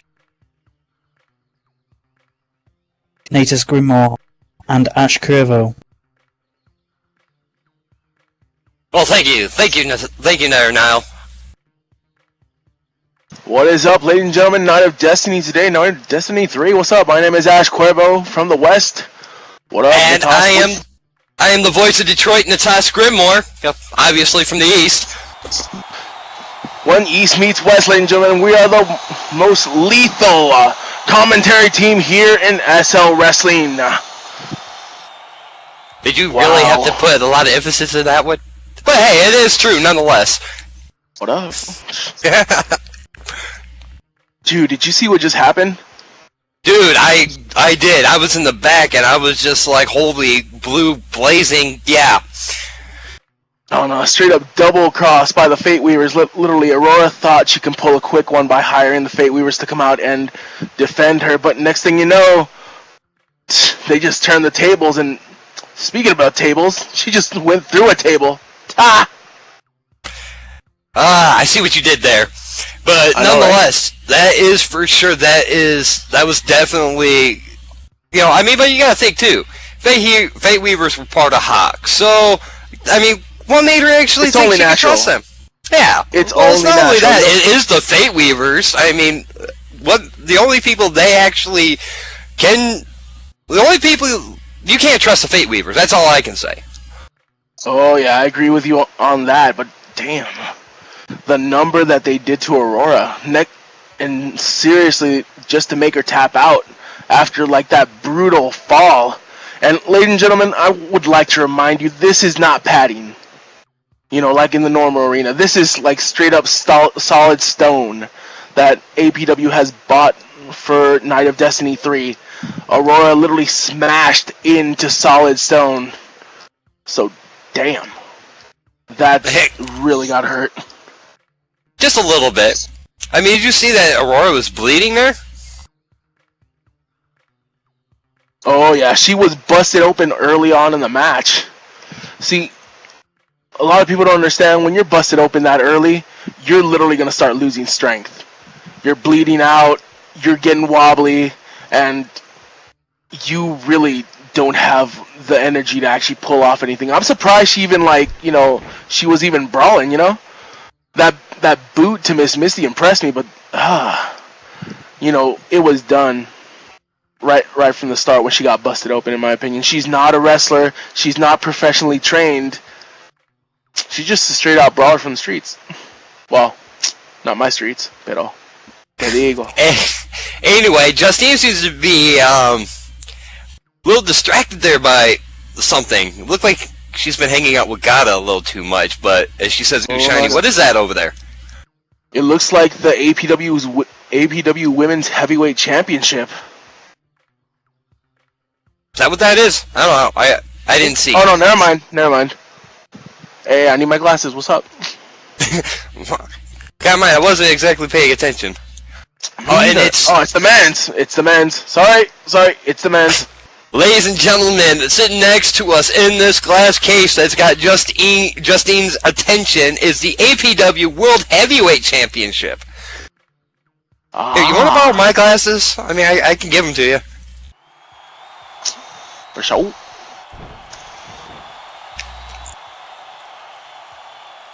Haha. I swear, yet. So you're blind, huh? Apparently. Hey, these aren't the right glasses, man. New Year's is over, man.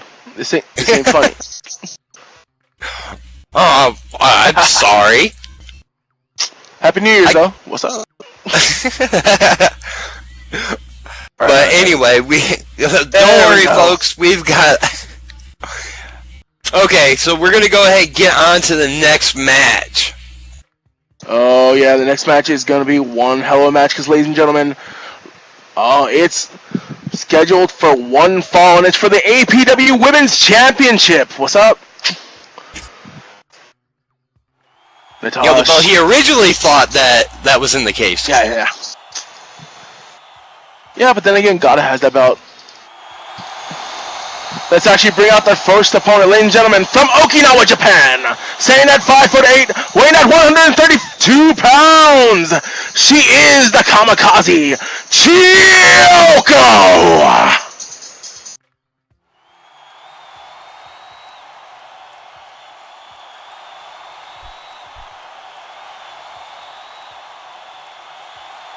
Now, Chiyoko is definitely brought in a little bit more, showing us a sign of respect by bowing at us.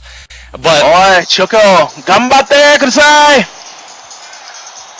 I know a little Japanese. But she has definitely brought basically the pain to Gata over the last few weeks. I mean, they had that match a few weeks ago, and Chiyoko actually choked her out. Oh. To choke out a luchador, that takes a lot of skill. But then again, it was after the match.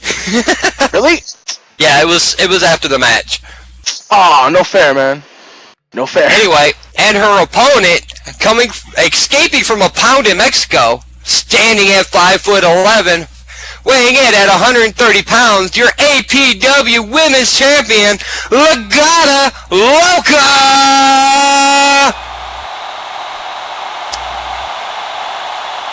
Oh my god, here comes Legata. Ladies and gentlemen, the only female luchador in SL Wrestling here in APW.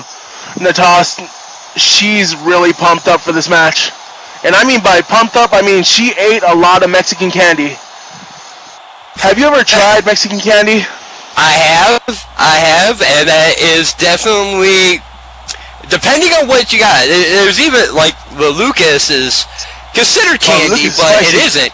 It is. It's spicy, it's sour, depending on what kind you got. I'm from Detroit, man. Come on. Mexicans run rampant around there. Dude, I mean straight up motherland Mexican candy. The hard candy that actually has a chock full of sugar. It's sugar-coated. She has had, like, a bag or so of that in the back. Literally, she was just running around right before match 4. Whoa, yeah. She was running back and forth.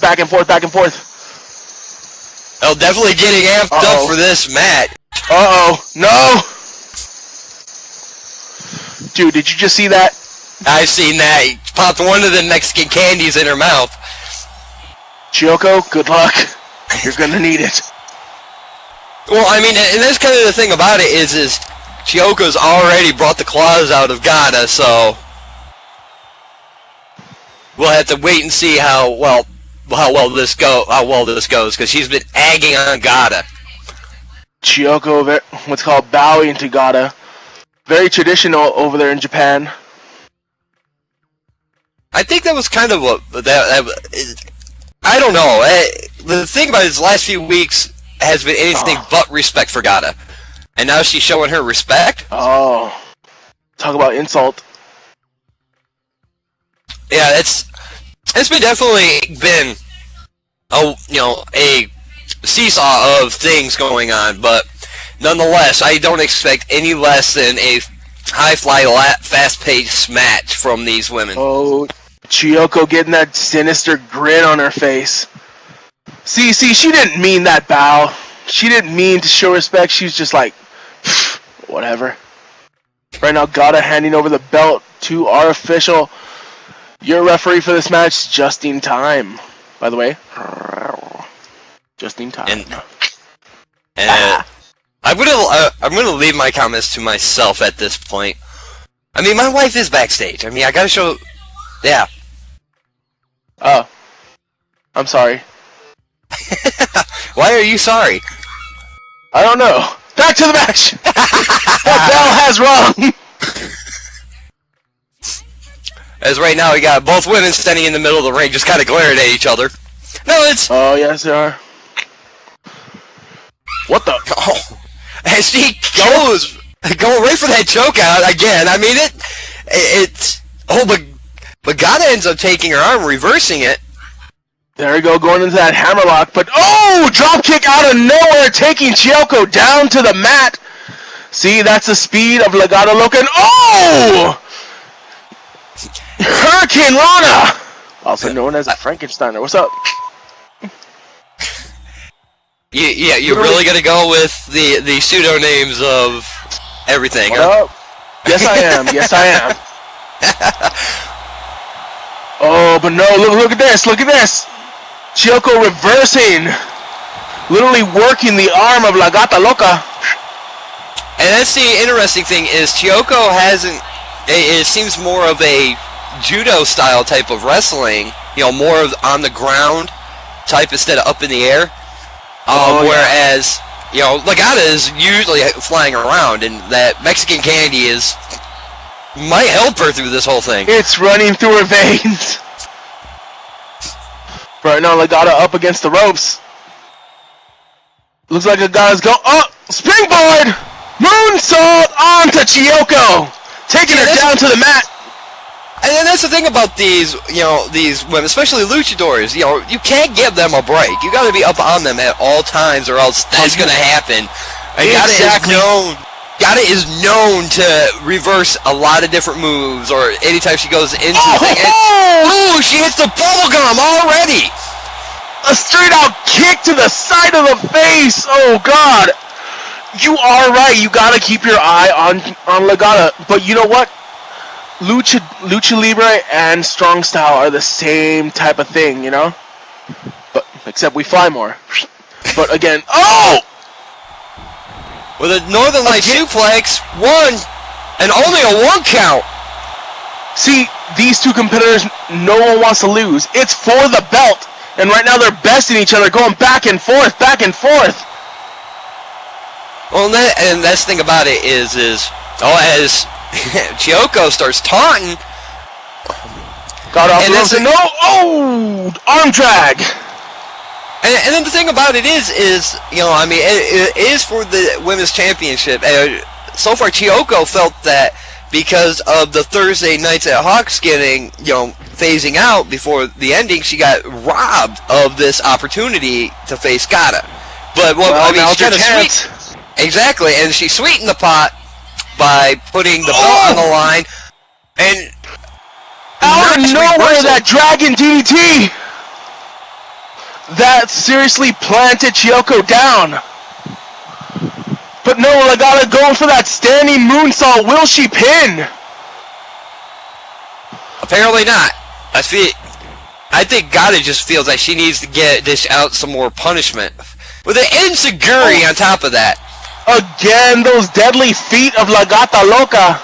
You are right. The claws are out and nobody wants to lose. Oh, it's this. She's going up to the high red district. Oh, she's telling Chiyoko to get up. Oh God, right now Legata stalking her prey. Chiyoko getting up. Here goes the kitten. And lands. Yeah, that thing. The flying crossbody. She goes for the pin. Only a 2 count, ladies and gentlemen. Only a 2 count. Again, great offense by Legata, but it wasn't enough to take out Chiyoko. Well, that's the thing about it. I've watched Chiyoko many, many a times, and this girl has way too much heart. May not agree. Oh! Did you see that? That straight up breakdancer sweep! That was a capoeira move. Did she go to Brazil to study capoeira? Oh, and a straight up knee to the face! Chiyoko is on the attack! And that's one thing about Chiyoko. When she's on the attack, believe me, you don't want to be on the receiving end of that. Chiyoko and those deadly strikes. Again, oh! There comes those Muay Thai punches! She's pushing her and pushing her! Oh, she has her cornered, Natas. I see that, and it's one thing. Her strikes are so precise, so Chiyoko's strikes are so precise. And hanging out to dry right on the ring ropes. Oh God! Oh, right now she's just mocking Legata after she hit her face off those turnbuckles as she fell forward. She's continuing, just driving her head down with her knee. Oh my God, she's just going at it over and over. The attack just keeps coming. Can Legata get back? All I know is that Mexican Candy better kick in real quick if she has even a slight bit of chance. Go for that pin! Can this be it? 1, 2, no! As Gata kicks out with authority. Did you see how Chiyoko got flung? Yes, again, those long legs by Legata Loca. But you know what? Every luchador relies on leg strength. That's what luchadors train for. Leg strength and core. And that's what's getting Legata Loca through this. And we got another pin! 2! Only a 2 count. And she ended up doing. She, like you said, that leg strength of Gata definitely came into play there for that pin. But they come around, she ends up once again going for a pin of her own. She went for that rolling pin, trying to reverse that on Chiyoko. Legata up, Chiyoko's still sitting down. She's probably wondering what the hell happened. Oh yeah. Oh! Did you see her forehead touch the mat? That I did, and with force, with Gata's body weight behind it too. Oh, Legata's getting speed off the ropes. Here she comes.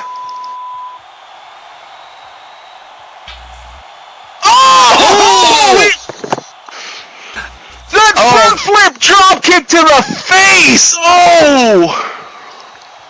Ladies and gentlemen. Oh, God. And once again, it shows that Gata is not without the athleticism. I mean, she is a luchador after all, but nonetheless, that front flip drop kick just perfectly aimed right for her head. No! The Uranaga. That Uranaga slam by Chiyoko. You know, oh, God. I mean, both women are literally putting up a fight, going back and forth, and it's only a little bit into the match. If this is how what's called APW's Night of Destiny is going to be, I can't wait for the main event. But right now, they're fighting for that belt. Oh, and Chiyoko comes with a spear, just taking Gata off her feet. They're pulling out all the stops. That's one thing that is for sure. Oh, got it down. Chiyoko picking her up. What can we see from that kamikaze? Oh! Did you see that? She just popped her in the mouth. Couple different times, once again, driving Gata into the corner. And then, and once again, these styles are very much different where, Chiyoko relies on her power and her strength for ground. She's right now just busting her head. Face. Oh! And that mask does not provide much padding at all. Oh no, it doesn't. again, Chiyoko is a straight out strong style striker. From where it looks, you see how she's. Ooh, and a high knee into that corner. I mean, she even got some extra momentum there. She rolled into it. And she keeps going. You were saying something about... Yeah, I mean, that's the thing. The styles are going to be very much different. Right now, Chiyoko is very smart by keeping Gata very much grounded. Exactly, but no. Oh, look at this! Lagata up and oh! She literally nailed her in the side of the face! Well, Chiyoko made a mistake by arguing with Justine over there and telling her to just stay away. What? Oh, she's going for a suplex, but no! Reversed into a DDT! Taking down Chiyoko! See, you were right, Natas. You gotta keep your eyes on La Gata Loca. She will surprise you. Oh, and that's the thing. I've seen her surprise many of her opponents, not only here but at Hawks too. And dear God, I mean, that's definitely what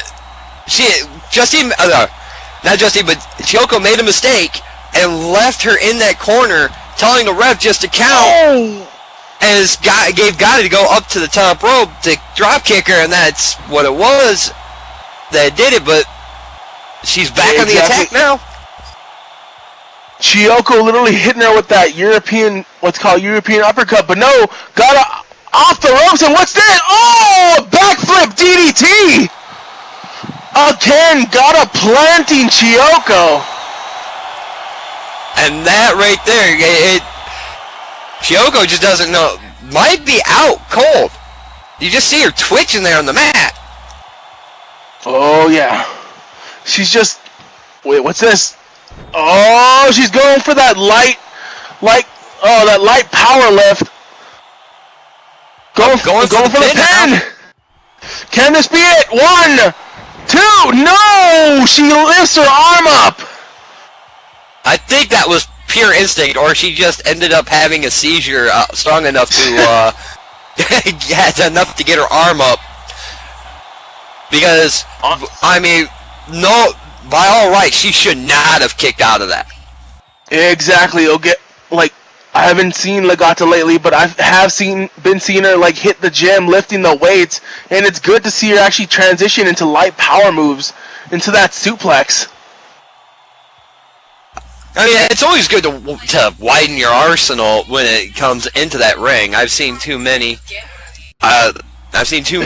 wrestlers, stick to one set, and that's it. That hinders them. Dude! She almost took Legata's head off!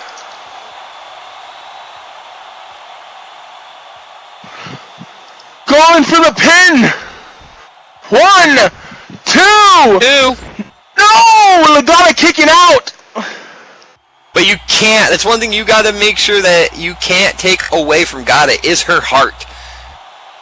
Exactly, that heart, that drive, that determination.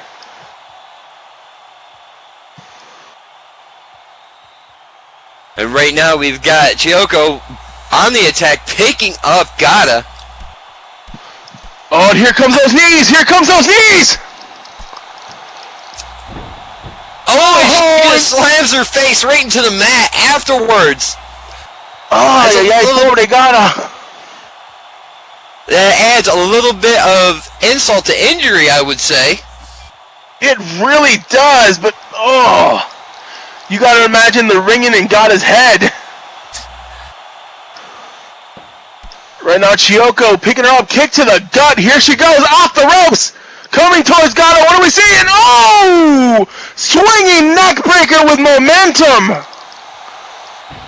I mean, did you see the height she got with that? Yes, I did! Oh!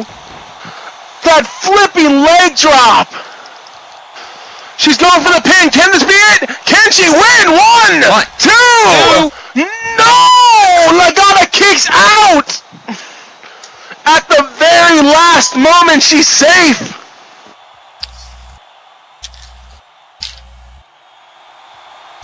But that definitely is It's once again that heart, that determination, and a little bit of instincts. Because after that, I don't think that Gata was, just like Chiyoko, Gata was not conscious for that. That was kind of an instinct. Oh, she's rolling up! One, two! No! And only a 2 count. Again, these two are going back and forth. They're trying to get that pin. Around this time, everybody's wearing down. They've hit those hard-hitting moves. You could definitely see how much this match is actually starting to fatigue these two. Because right now, it's starting to slow down, but... And Chiyoko saying, same tricks again. Well, I have mine, too.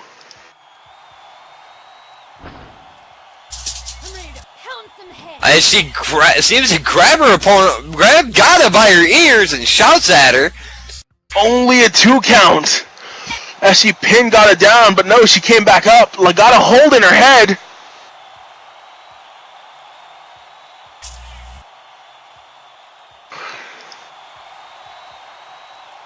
Again, Chiyoko picking up Legata Loca.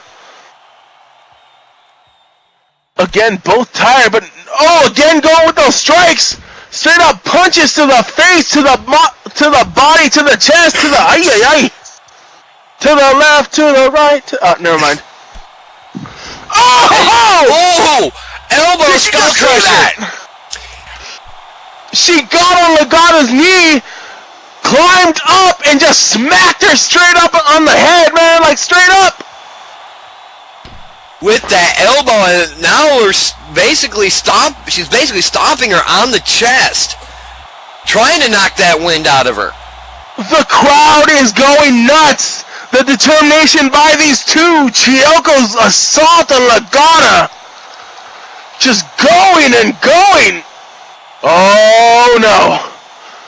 Chiyoko stalking Legata. Seen this before. She would stalk her opponents before she ends it. Oh, she's gonna... Here comes Chiyoko! And the Busaku knee kick! Busaku knee kick by Chiyoko! Legata is down! I'm glad that you can pronounce that, because that would sound so wrong when it would come out of me. Ha! You can use your imagination of what I've called it in the past. Busaku? Yeah, not close. Damn it! Put Legata down. Will Chiyoko take advantage? Will she pin or will she she's pushing Legata into the corner. And that for Gata spells basically malintent. See, I think this has gotten more than just the title. I think it's gotten personal. Chiyoko wants to hurt Gata.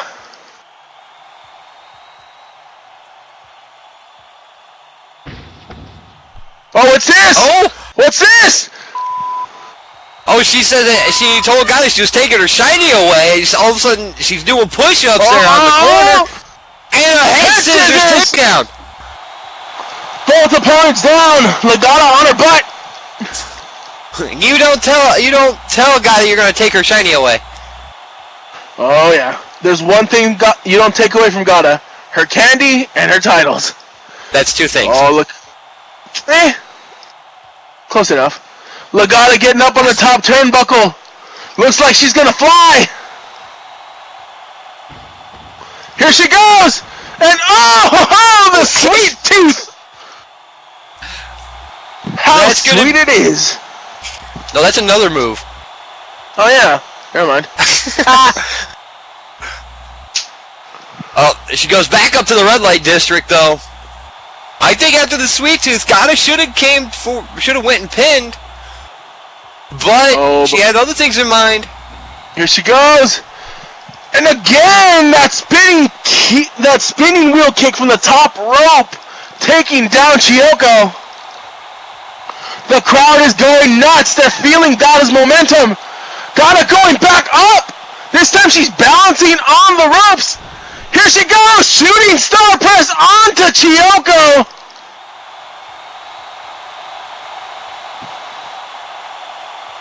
Natas, I think Chiyoko's hurt. it's quite possible, but she wanted this match. As God is continually working on those ribs. Straight up acrobatics over and over. She's going for those aerial assaults. Followed by the I can't even tell. Oh, that spinning back kick right there in that midsection. And don't matter where, if her ribs are hurt, it's going to be, anything like that is going to be, that toothache! And she goes for the pin, 1, 2, and 3! Ladies and gentlemen, your winner retains the APW Women's Champion, La Gata Loca! Natasha, that was one hell of a match! That it was. I mean, both women put it all out there, but the question will be, did you notice that Chiyoko was covering her ribs as if they were hurt? So the question is going to be... No, go ahead. She was literally what? No. She was literally hurt. Do you really think she busted a rib? I mean, that was preventing her from getting up. That's quite possible, but the thing you got to remember, she wanted this match. And because of that, she tried to hurt Gata, as you said earlier. She was trying to put the hurt Gata, but Gata turned around, put the hurt on her. Oh yeah. See, that's what you get. That's all I can say. That's all you get. Like, if that were me, you try to hurt me, I'll try to hurt you back. Oh, most definitely. What up?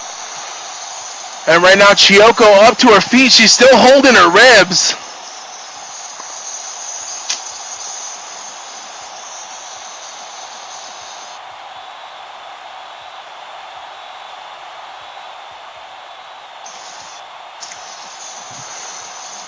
But again, ladies and gentlemen, retaining the APW Women's Championship, La Gata Loca. Again, you gotta give this match one round of applause. Again, both women put their literally blood, sweat, and tears in that ring for you tonight. At the year's biggest event, Night of Destiny 3.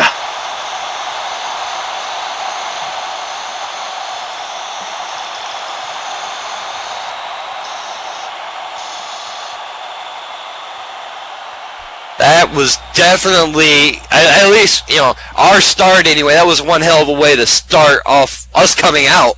I'm really glad to be part of that. I am too, man. That was one hell of a match. A lot of people are like on Twitter right now saying match of the night. What do you guys think? If you guys thought that was the match of the night, wait until we go through the rest of the show. Because we have more hard-hitting action for you tonight here at Night of Destiny 3.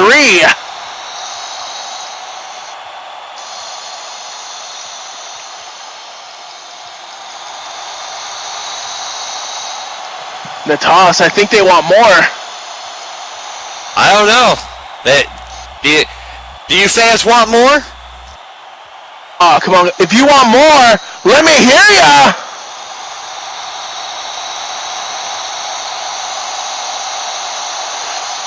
I think they're ready. What do you think, Natas? I think they're ready.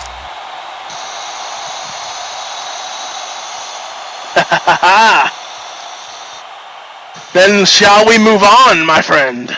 I guess production's telling us to move on, because, ladies and gentlemen, the following match is for the No Limits Championship and scheduled for one fall and has a 20-minute time limit.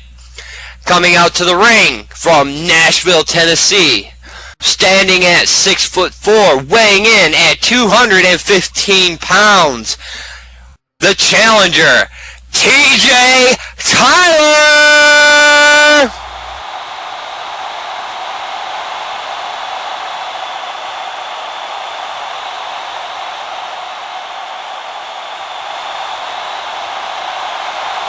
All I can say right now is America. America. Hell yeah. Now, with TJ, he is commentary / wrestler. And we've had many discussions on that, and I honestly, he is taking this as a big deal, but the fact that it's for the No Limits Championship, I think that fact escapes him. Oh yeah, but it's the No Limits championship. Hell, being a former No Limits champion, I know how awesome that belt is to actually wear that around your waist. But it's an uphill fight. Well, TJ decides to grab a mic. Yeah. Let's see what he got to say.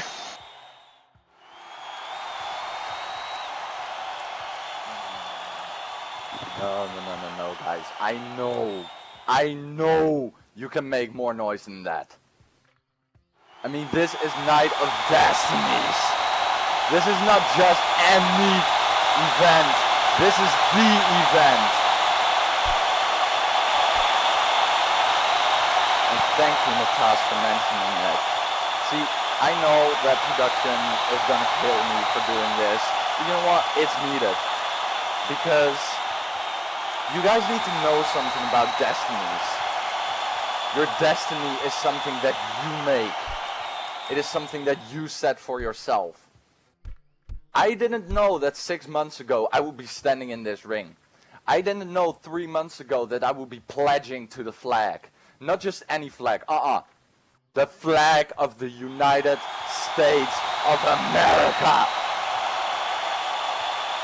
I moved to Nashville, I made a little home there, decorated it. Yeah, America, I'm definitely gonna keep that one in mind as I moved to America and I am goddamn proud to call myself an American citizen.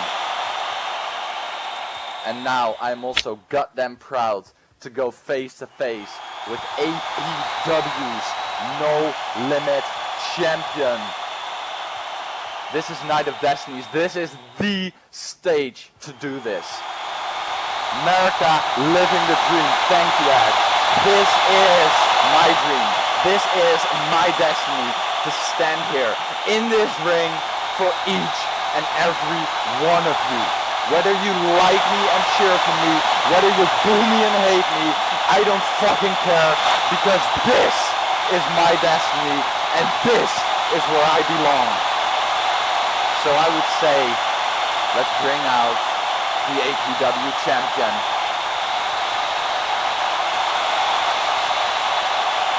Wow, strong, passionate words from TJ. But let's bring out his opponent, ladies and gentlemen, from Lynn, Massachusetts, staying at 6'4", weighing at 248 pounds. He is simply known as Rated X, Scott Hex.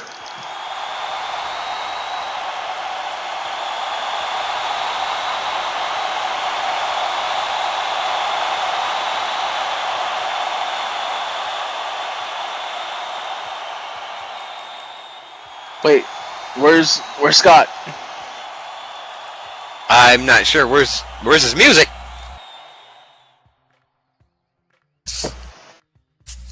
Like we're having a little bit of technical difficulties back there. Bear with us, ladies and gentlemen. But again, TJ literally speaking from the heart as he grabs the mic. Well, it's once again, I mean, he's taking this match seriously. And that is one thing that I want to say. Oh, and here comes Scott. Oh, here we go. Rated X, Scott Hex. Let me do that introduction again.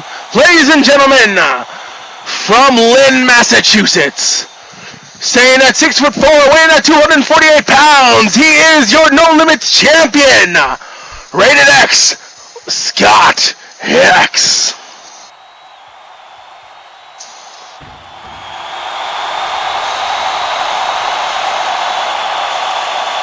Oh, and he's being joined by his brother, Damien. Which Damien, a match, well, right after, I think, in the main event. I think it... Wait, he's going up against Broly, isn't he? Yeah, he is. Broly Blackheart for, oh, this very title that stands right next to us. Actually, no, it's not. Broly has the Metaverse Championship. Ah, okay. That's what as far as I know, I don't know what this whole thing is over here, but, I mean, I'm sure it'll be revealed later on, later before the show overs. but I want to know now. I really do. See, everybody here wants to know now.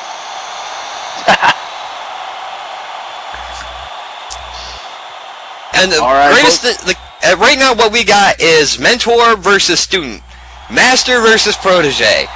It's that classic thing. And the thing about it is you have they know what each other are capable of. They know what each other is going to do. So it's going to really be a interesting match.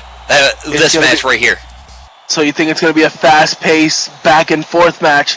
Since they know each other's moves, they know what they're like in the ring. Well, TJ's been training under Scott, and it's time to. That's kind of the thing about it is TJ has been training under Scott, and now he's going to put that knowledge, that training, into effect. So we need to see. I mean, TJ's going to need to pull out something new in order to take Scott by surprise, and vice versa. Exactly. Just like you said, both competitors know each other. And, yeah, he was training under Scott. But you are right. They're going to have to pull out some new tricks to actually win one over the other. Because, again, this is for the No Limits Championship belt, the title. And here we go. Both competitors locking up.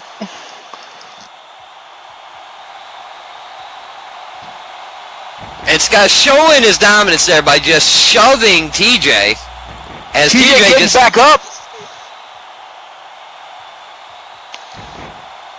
As TJ just kind of chuckling at it like he's having fun. But Scott with that left cross, and TJ's got to remember, Scott, it don't matter who's in the ring with him, he views him as an enemy. That's the way it should be, no matter if you're friend or foe. After the match, yeah, then you can high five and whatnot, but during the match, you have to look at everybody as your enemy. Exactly, especially if you have the chance of losing your title. In that ring, there's no friends, there's just opponents, Oh yeah, that's for sure. And Scott with that big forearm club. Literally side heads, put him in that front face lock, taking hold of TJ. TJ trying to fight out, going for those low kicks to the knees. Good strategy by TJ. I mean, that's the thing, any wrestler, not just luchadors. You take the legs out, that totally limits any wrestler's type of moves. You know what I'm saying? Exactly, but these competitors are even set with their height. TJ might be able to actually overpower Scott, and Scott just going with those knees. Going for that Irish whip. And TJ sliding under Scott. And catches him with a drop kick from behind. Excuse me, ladies and gentlemen. Salud. Scott Hex face down on the ground. TJ on his feet, but literally leaning over. And I didn't know you spoke Italian. So. Italian, Spanish, it's the same thing. Alrighty then. Don't tell Italy though. I won't tell my Italian friends. How's that? Good job. Alright, anyway, Scott comes back with that left cross. These two basically just brawling back and forth, staying with pure strikes and holds. See, these two are just trying to wear each other down. That's how I see things. And Scott with that slam. And that's the thing about it is, Scott, I don't know all of TJ's like past or his past experience. All right, I haven't met him till I came here. As he goes for this guy goes for the pin. 1, 2, and he kicks out. TJ kicks out at 2, but like I was saying, is I haven't had much experience other than here at APW from watching TJ, but Scott I have watched for a very long time, and I know that he'll end up taking TJ to the extreme, to that next level, and either way you look at it, both men will be better for it. And see, me on the other hand, I've actually wrestled TJ around the grid a long, long time ago. Even though he's wrestled under Scott, he still has a lot of tricks under his sleeve. Scott better not underestimate him. Well, you better not overestimate him either. That's true. But Scott going with those forearm clubs to TJ's back. And again, striking him with the elbow. TJ coming with those combination strikes with those kicks. See, back in the day when I was wrestling, see, back in the day, TJ used to have this really bad combination called the Dutch Swiftness. I don't know if that's changed ever since he came to America. But you can't. The thing about it is that Scott is also well-rounded himself.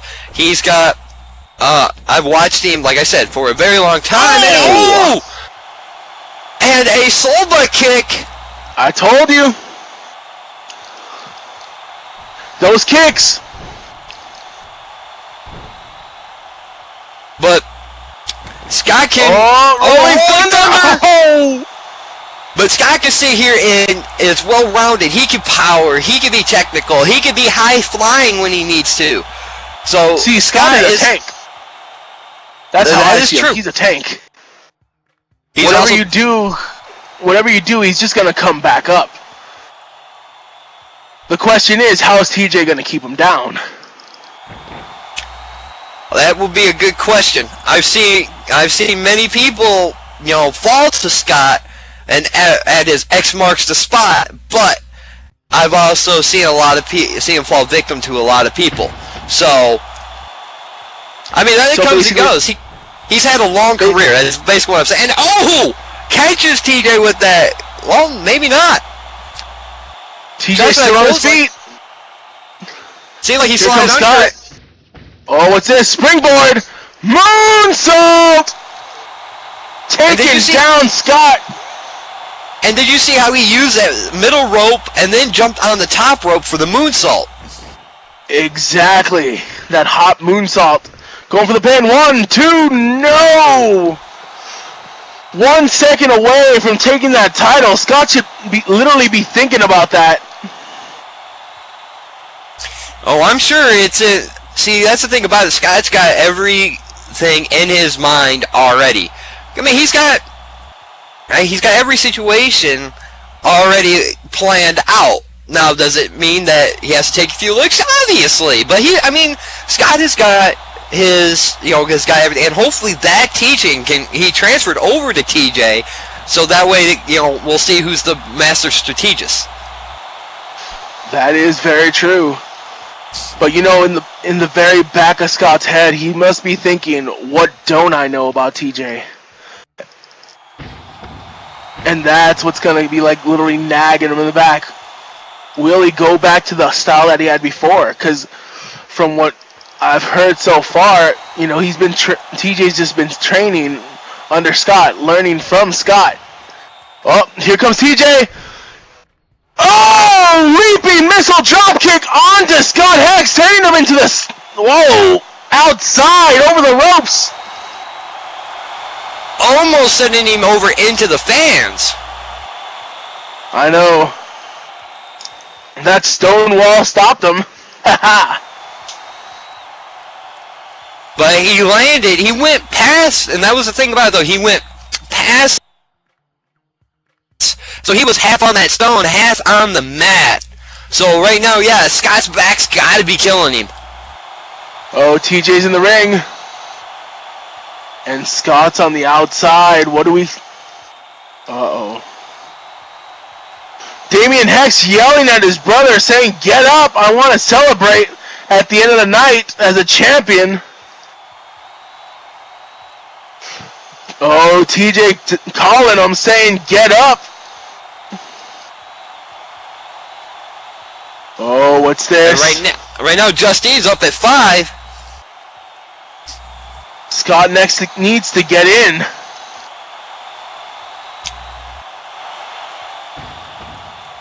Oh, here we go! Going for a dive! And oh, suicide over the top! And I think he learned that from Scott. Scott is constantly doing that, doing the suicide dive over the top rope. And it causes Justine to reset the count. See that right there? That was awesome. Literally sizing up Scott. Put TJ down. Scott down. First one to their feet gets the edge, and it looks like it's going to be TJ. Well, you got to think, too, Scott not only has fell over the ropes to that suicide dive, landing both times his back on that concrete, so... And TJ going back on the attack. Throwing Scott into the stone. Oh!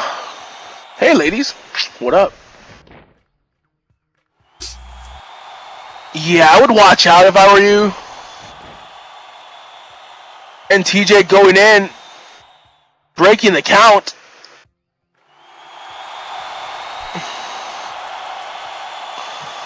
Oh my God, no! No, he's not! Oh God, is he gonna do this? Is he gonna do this? That's a long ways away from the ring! I'd be surprised if he makes it. Is he really gonna pull a coast to coast? Oh! And misses! Burned! Oh! Scott rolled, just sliding out of the way as TJ came flying down. If he didn't move, he would have hit him with it up across that marble barricade. Oh my God, he belly flopped! Onto stone on that stone floor, mind you. If he doesn't have a broken rib, I don't know what can. I don't know. I wouldn't know what to really say. God. Literally, TJ is down. But you know what? This is the No Limits championship, and you have to go through to No Limits to actually earn it. You know, that's the kind of mentality you have to go in there. You have to be a daredevil. You got to do what you got to do to win this fight for that very belt. Will TJ make it in, though? Oh, he's crawling to that ring, though. Just in time at 5. Will he get in there just in time? What's up? I see what you did there. Yeah, you did. It was coming. But both competitors on their knees. Or on one knee. TJ makes it back into the ring. And... You know, I mean, but the question's going to be how bad off is he? How hurt is he? I agree with you on that. How bad is he? He hit like solid stone, literally crashing and burning. But right now, Scott Hex in control, targeting that gut.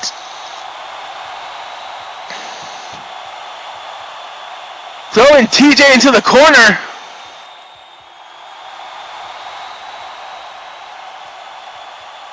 I mean, can he finish this match? Can he win?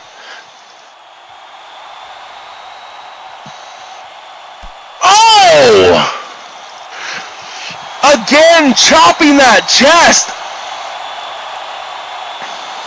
Right now, TJ's in a very bad spot. And I mean a very bad spot. Oh, yes. Right now, Scott going... Oh, what's this? What's this? Oh, where did he come out with that? Where did that come from? He must have had a surge of adrenaline because Scott took too long. You know, and then he just ends up just jumping off the top turnbuckle there, springboarding and just leveling Scott. Seriously, but where did he find the energy? I mean, oh God, he hit the stone. Unless TJ was playing possum. That's even possible, but I don't think so. Oh, as Scott hits him with that stunner. And TJ's down again. Scott Hex looks like he's seriously worn down. And right now just stomping on TJ.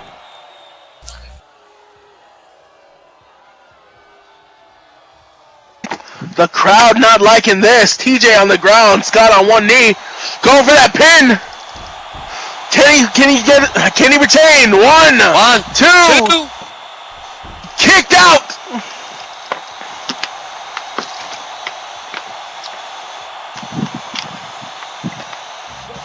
And you got to think, after all that, TJ still kicks out. He still has the will to fight.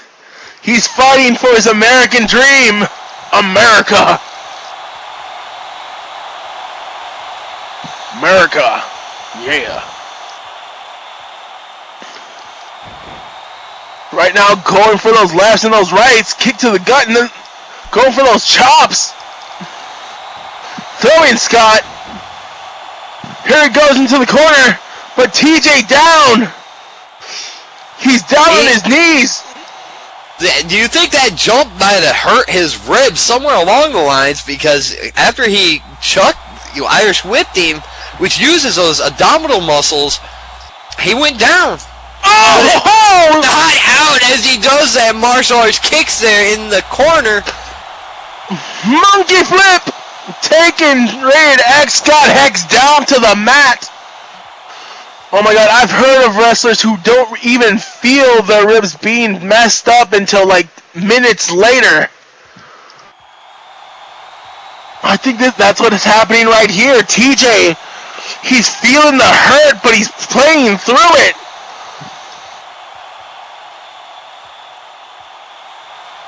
Looks like TJ is measuring up Scott, but he's getting up to that red light district. Scott's down. What can we see from TJ? Here we go. Swanton bomb, but no! No, he misses! He missed the Swanton bomb! Wait. Is he holding his crotch? Oh, never mind. He's just holding his ribs. Oh, you thought he was holding his crotch, was it right? Look at the monitor. Hey, you can get groin injuries from I'm just gonna skip this. Speaking of ribs, last night's Hall of Fame ribs were good. The crowd yelling for TJ to fight back. As right now, Scott's still kind of fatigued.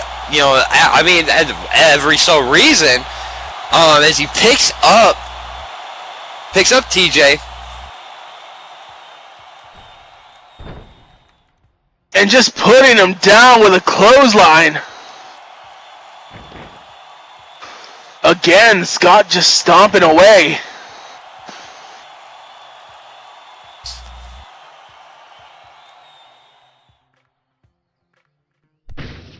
Scott off the ropes now. And a vicious fist drop.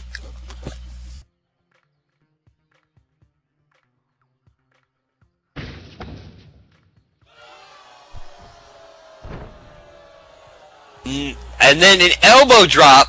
You can tell he's getting, you can tell the match is starting to get to him, but he goes for the pin. 1, 2, and only a 2 count. Only a 2 count to retaining his title. But no, TJ, that fire inside just allowed him to kick out, even though he must have messed up ribs or anything. I still can't believe he's still moving. Well, I mean, when the title's on the line, there's a lot that somebody can put up with in order to, try to either retain or get that title. Exactly. One of the fans saying you're not a scorpion. TJ kick to the gut. Getting out of Scott's hold.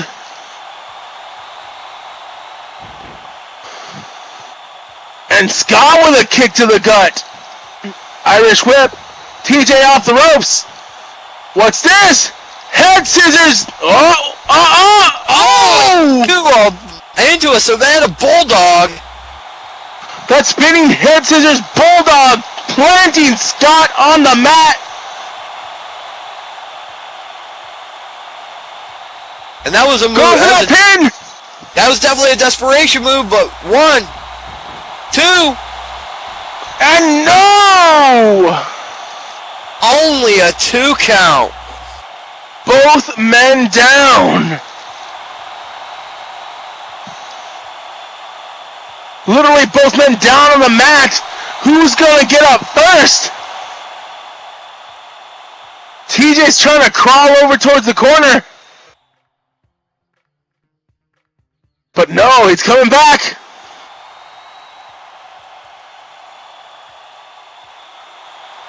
It looks like he's struggling. He's picking up Scott.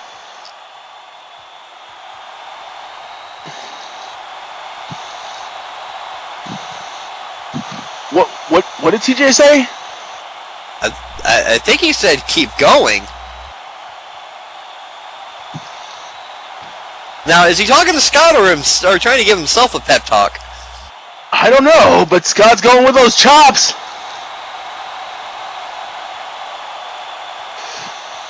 Himself, I guess. But Scott holding him. Damian yelling, Scott, finish it. People are yelling, do it. But Scott just wearing TJ down. And at this point, it's not really going to be hard, but they're trading off lefts and rights.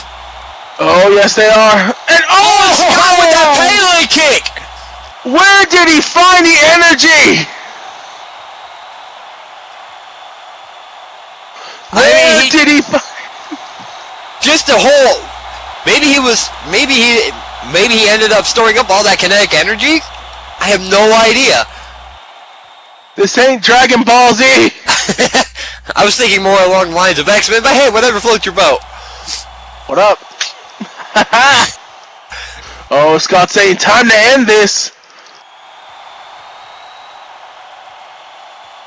Damian yelling, end it! Finish him! Fatality, I mean... Oh, what's this? Going for X marks the spot! Oh, he hits it! This has to be it! TJ's out! 1, 2... No! And it's the first time I've seen anybody kick out of X marks the spot. TJ landing on his head, but yet he kicked out! Well, never mind. He raised his shoulder. There we go. Kind of the same thing. I think that was out of pure instinct, to be quite honest with you. Oh, God. Literally falling on his head after being slammed. Oh, God. Kicking out of X marks the spot. Both men down. They're getting back up.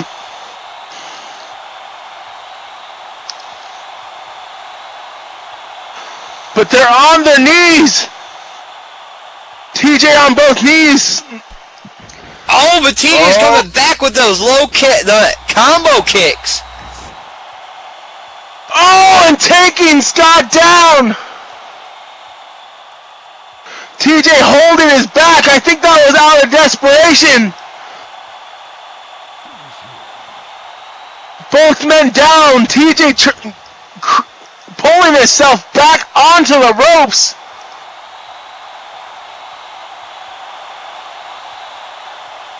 He's saying up, get up, get up. And he's talking to the fans now. Up. He's trying to get them on their side. He's trying to get that energy from the fans. Oh, Scott's getting up.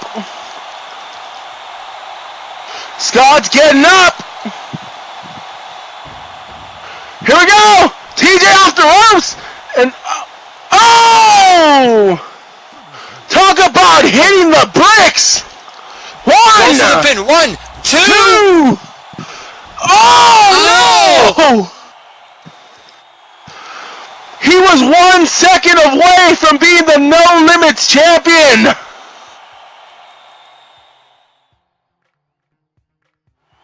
Literally 1 second away, but Scott got his arm up. Damien almost about had a heart attack. Exactly, just like John Cena.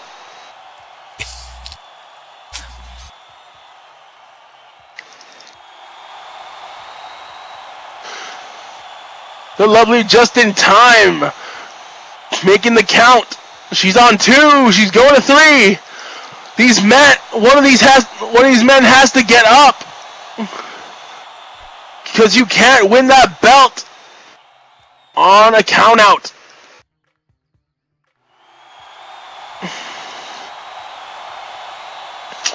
Oh, okay, you don't have a heart? Fine. I'll see how it is. You need Jesus, Damien. You need Jesus. All right, 8. Both of them are starting to get up. Scott up to his feet first, but no, TJ going on the attack.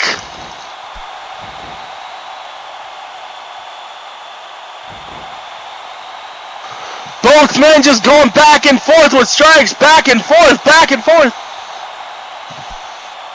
And Scott with the elbow. Scott. How much energy do these two have in the tank? They've got to be running on fumes right now, if not on reserves. Oh my god. Because there's no, after everything that's gone on, there's no way that they can keep going at this pace. Oh god, a knee to the gut. Scott's down, but TJ's still on his feet. But he's leaning over. Can TJ literally take advantage of this? And right now, Scott's calling for one more X. Oh god, do you think he has the energy to pull up? Oh, here we go. Going for X marks the spot, but no! Countered! That DDT! Diving DDT! And you got to think too, from the height of Scott was standing straight up. Most of the time DDTs, they got him bent over, but Scott got the extra fall through as TJ gives him that DDT from him standing straight up. Exactly, TJ literally using that momentum of Scott lifting him up and just planting him down on the ground. TJ making his way onto the ropes, literally resting, trying to get his head together. Scott, I don't know what's up with his head, but his head's hurting. That's for sure. He'll have a headache in the morning. Oh yeah, TJ's calling, saying one more time, APW, streets will go black. Translation, the night is gonna fall once again.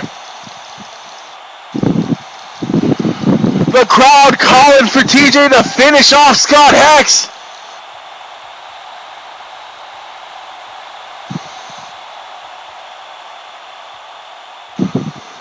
TJ looks like he waiting was for stalking Scott. his opponent. Oh my god, what's TJ gonna do? He's saying, bring it! Scott to his feet! Here he goes! That street blackout, but no! What's this? Gorilla press! Scott showing his strength by catching him mid-air in that gorilla press. A gorilla press out of nowhere, catching TJ and just throwing him down on his back. Scott going for the pin. 1, 2, no! And TJ finds the energy to kick out.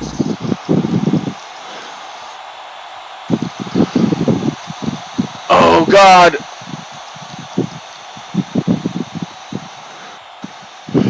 Both men in pain.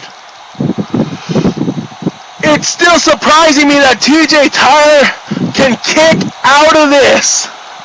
Well, that was the thing. Scott ended up catching him in the middle as he tried for that street blackout. And even so, that high, he had to be close to 10 feet in the air. And Scott just slamming him down after everything that they've been through in this match. I'm in agreement.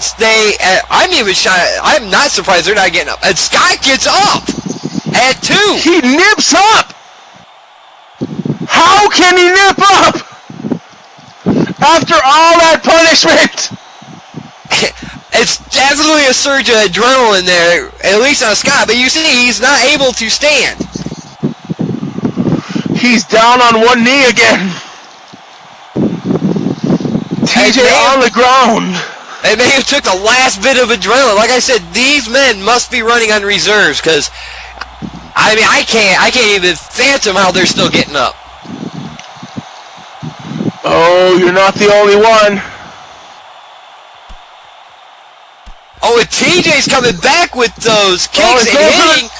What's this? He's going for the Nashville hangover. No! Oh. Cut, Scott! The referee! 1, 2, 3! And ladies and gentlemen, your new No Limits champion, TJ Tyler! The crowd is going nuts as TJ got Scott Hex with that Nashville hangover. Damien Hex is having a fit right now.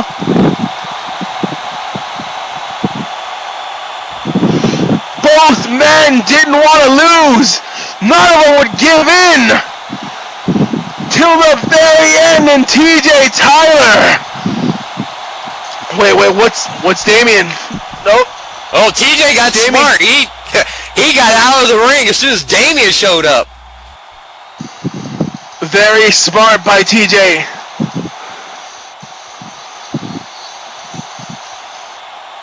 But again, you gotta give both of these men one huge round of applause. Literally putting their bodies on the line till the very end. Whoa, what? What the heck is this? Damien just hit him with that hex drop. What the hell? What the hell, Damien? That's your brother, man. You don't do that.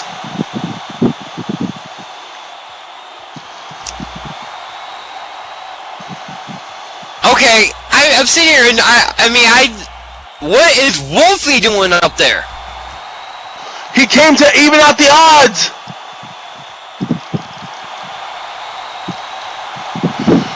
But they're not very even. It's Damien who took out his own brother, and he told TJ, I'm coming after you, you're next. TJ saying bring it before he went backstage. Wolfie just staring down Damien Hex.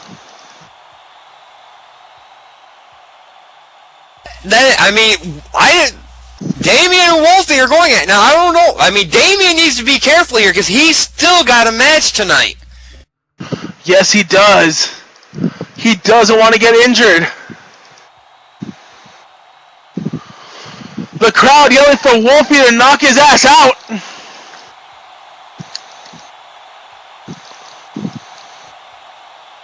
Both men just staring each other down. And oh! Damien just popped Wolfie in the mouth. And just laid out Wolfie. Oh my god, Damien just getting vicious.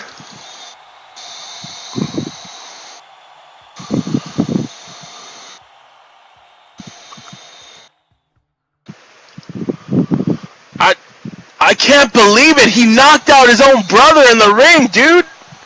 Scott Hex still holding his head from that hex drop from Damien. Well, he wasn't exactly. You gotta think that. I don't know if that was actually just brotherly love or what, due to the fact of, he lost the title and he wasn't exactly happy, and maybe that was how he was shown that he wasn't happy. Oh god, I gotta agree with you on that. But still, Scott Hex isn't gonna be happy once he gets backstage. More than likely not. But, I mean,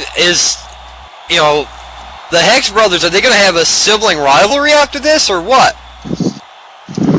It might be. We'll have to see.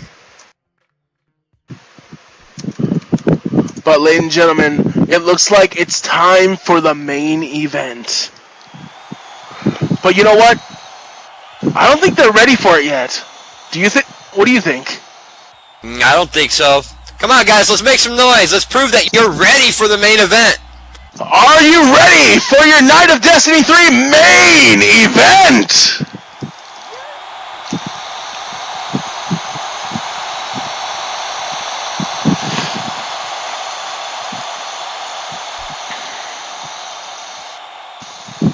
I don't know. I'm still kind of confused. I don't hear you guys. Come on, I know you can make more noise than that. See, be like Solomon. Pass out while cheering. Right, exactly.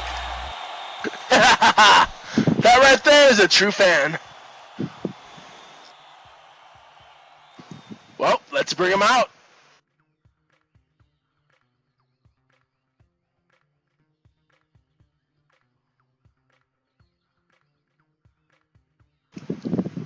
Ladies and gentlemen, boys and girls of all ages, this match is a no DQ match for the Metaverse Championship.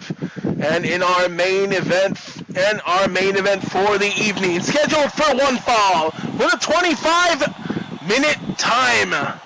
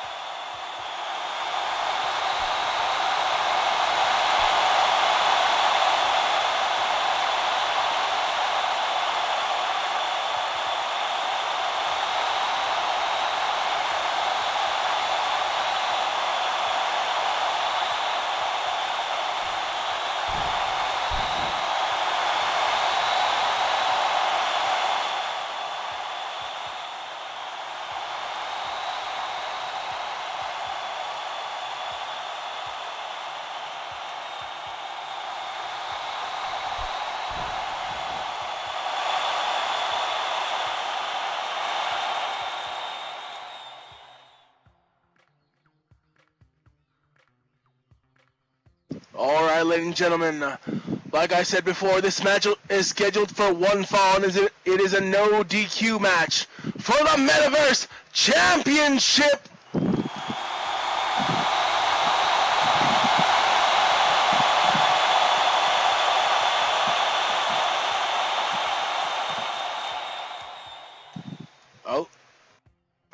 Okay.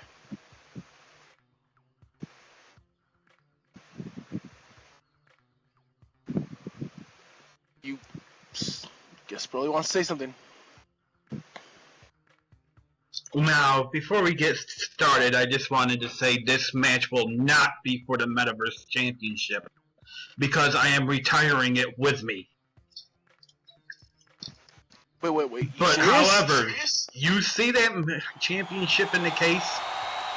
That is the new APW Heavyweight Championship.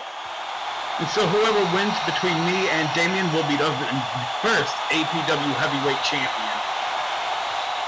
Oh, what a turn of events! What a treat, Lynch. Apparently we got a new belt. So let's get this little introduction thing over with so we can get to some ass kicking. Ladies and gentlemen, to my left. He comes from Boston, Massachusetts. Stands at 6'4", weighs 183 pounds. He is Damien Hex.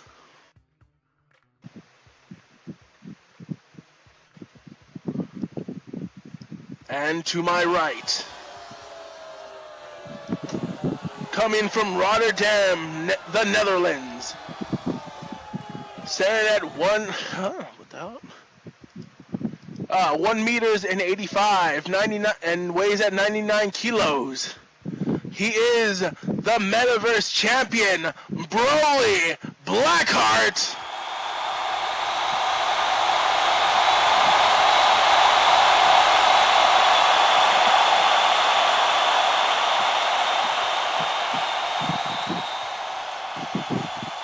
And your acting official for this match, the lovely Justin Time. Justin Time, there we go. So, let's get this started. Let's get ready to rumble, people! Ring that bell. Let's get this done. Way to go, Ash. Way to go. I'm proud of myself. Aren't you, though? You should be. He did such a great job in there. Oh, and Broly's not waiting! Just going in for that punch! Again. After seeing what happened, do you really think Broly's gonna wait? No. Not after everything that's been on. Both people just brawling back and forth, punch for punch!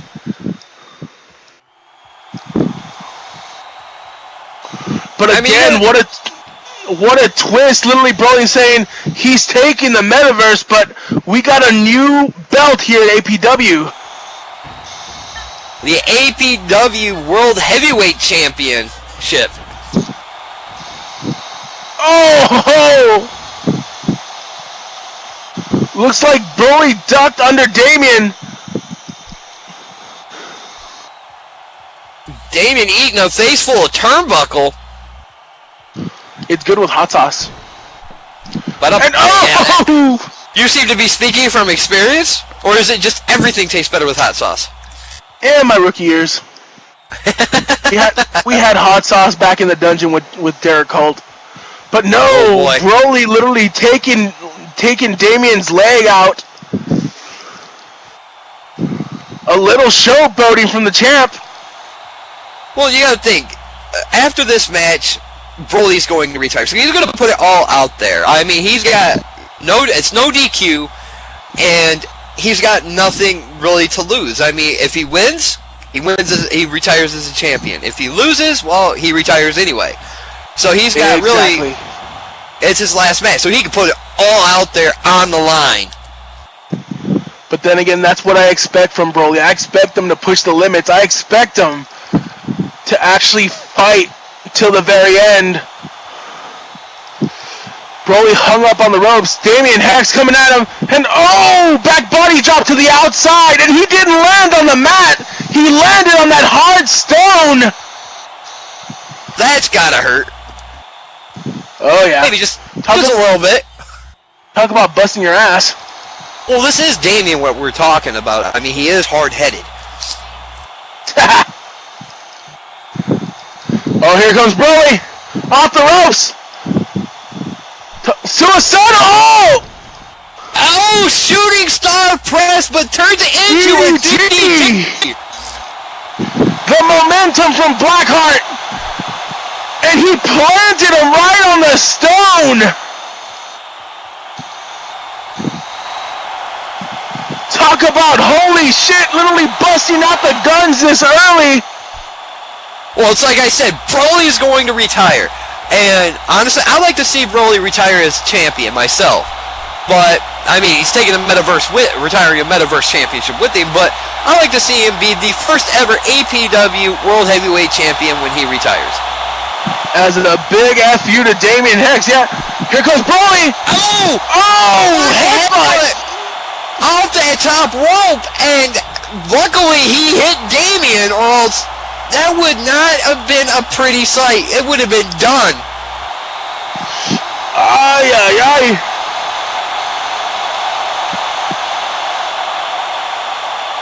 That would have been a huge pain in the ass.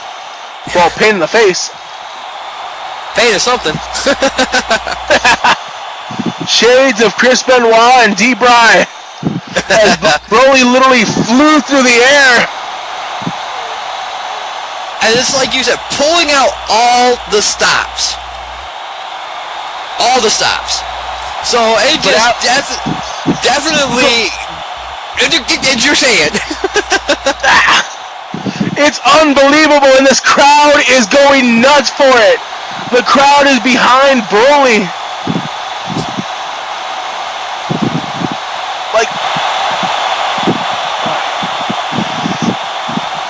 Like a Mexican is behind hot sauce? Exactly. Hot sauce and steak, what's up? As Damien right now throws Broly up into that marble barricade. And ladies and gentlemen, I will remind you, this is no DQ, no count out. And Snake Eyes right on that marble!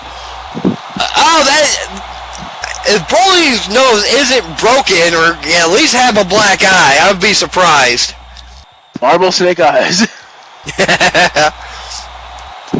Oh god, Broly down. Damien Hex just looking at Broly. Holy crap, Damien's busted open! It looks like, wait, so is Broly? Both of them are bleeding. They are sporting the Crimson Mask. And Damien's got a screw loose because he was just punching that wound to make it bleed more. Oh my god. Shades of the Sandman. But right now, Damien with those punches and kick to the gut, I think he's trying to open up Broly's wound a bit more. Well, maybe, and that might be the case, but right now Damien's pulling him away from that barricade, and mind you folks, that's not the normal barricade that we normally have. There is no padding on that. That is straight flipping marble. Oh yeah. We literally had it flown, especially from Rome. Cost APW a fortune. Don't get any blood on it though. What, they gotta return it? Yeah, it was a rental. Oh, okay. Oh, no! Damien just slamming him on this pillar next to us. And Broly goes right over. Should we be moving? I don't know. Alright. I'm just saying, if he comes near me, I'm punching the hell out of him. There you go. And again! He does it again! Oh my god! Ladies and gentlemen, that is not that is not plastic, that is not padding on that marble. That is literally some hard shit.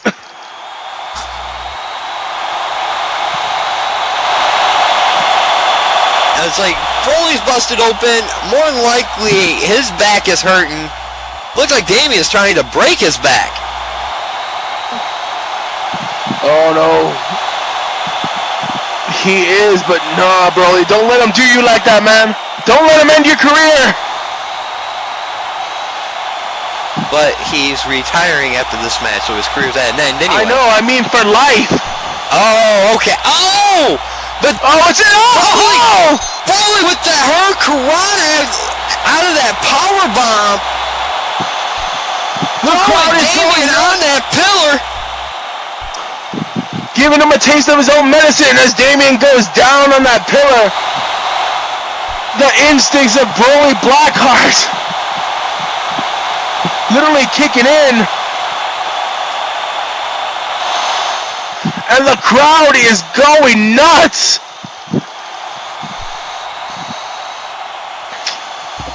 Already. Man, he's getting kind of close over here. At least they are. I told you, I think we should move, dude. Yeah, I'm with you on that one. Yeah. Here, we'll stand behind this other pillar. Crouch! Right now, they're following us! Oh, man. Okay. Back to the desk! Oh, boy. And right now, we got Broly having Damien in that arm, that wrist lock. Exactly, he's working the arm. He's literally working the arm. And they're over by that other barricade. Oh, they're getting really close. Right now, Broly trying to wear Damien Hex down. He's wearing him down. He's wearing him down.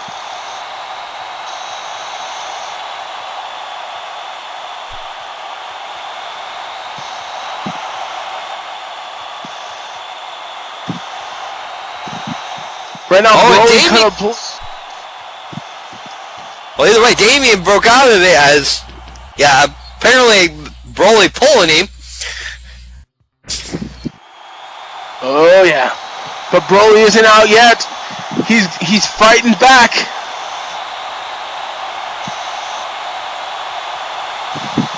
Oh, Broly getting some distance between him and Damien.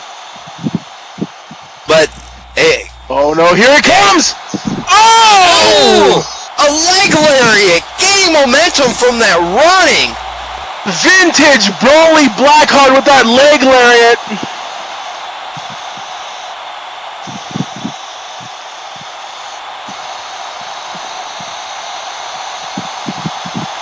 Oh god, but Broly literally wearing down. I can't believe that these men are still standing. They're busted open! And yet he has the energy for a leg lariat. Oh, where's he going? Broly's going up on top of that pillar. Oh god, Damien's down. Broly's on the pillar.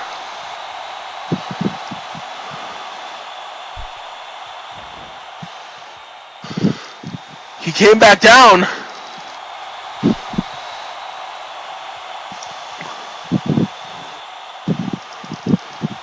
Damien's trying to get him, but Broly comes back onto the pillar.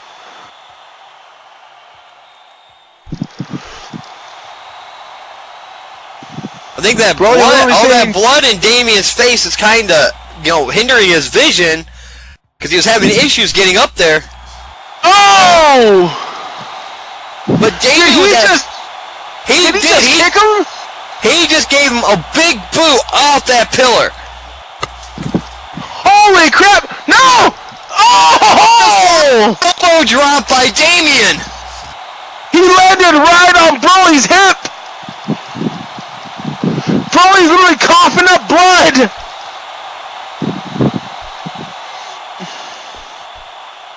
Oh no, he's going back for it. He's going back. The crowd saying, "Get up! Get up!"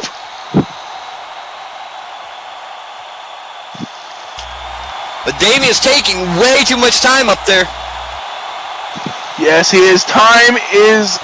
Oh, see? Oh! He belly flopped! A straight up belly flop by Damien X as Broly rolls out of the way. Couldn't have happened to a better person.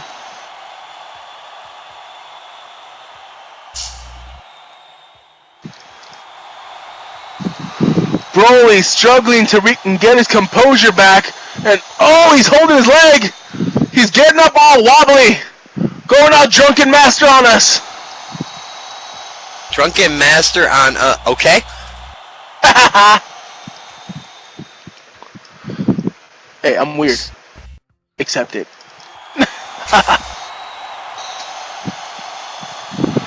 Both competitors back to their feet. Again, just staring each other down. And, they're getting really close to our table again.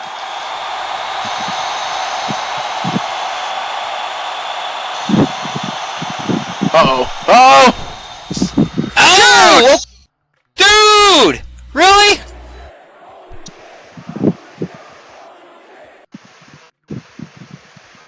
We gotta pay for those, you know!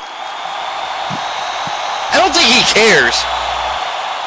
Ugh. Come on, Broly, get up! Hey, I don't care if I'm called biased, I'm rooting for Broly. Is that just because Damien broke the table on us? Yes. No one breaks my table.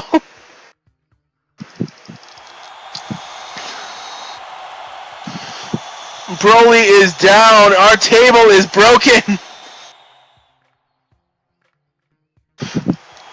Our water bottles are crushed. The humanity.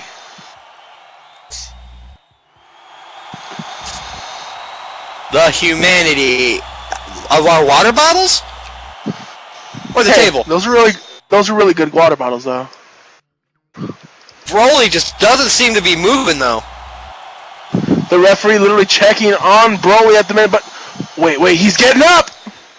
He's getting up!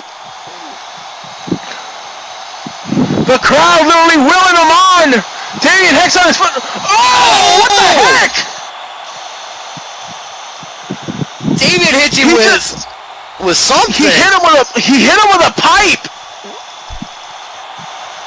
I mean, that is within the rules. This is, yeah, Justine, come back here with us.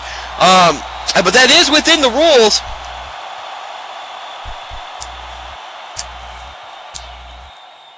It is a no DQ, no count out. But damn, a pipe just straight to the face. As Damien goes for the pin. One, two. No! And Broly kicks out. Broly has kicked out. That's what I call him. Broly? Yep. He's a straight out troll. But he ain't trolling right now. He's down on the ground. Damien Hex arguing with the ref. Hey, back off. We saw it. Not good. Broly back to his feet. Wait a minute. Damien's got his fist clenched. Oh! A straight out super kick. Wait, what? Oh, Just-in Time is down. So is Hex. Broly fell back on his ass. Seemed like when Broly ends up super kicked Damien, knocked him right into Justine. I guess that was better than the alternative because Damien is known to hit female refs. Oh, that's messed up. He did Think it of the table. He did it to Natalie at a few weeks back, about a month back. Wow. Broly is down, face down, trying to check on Just-in Time, but Damien on one knee.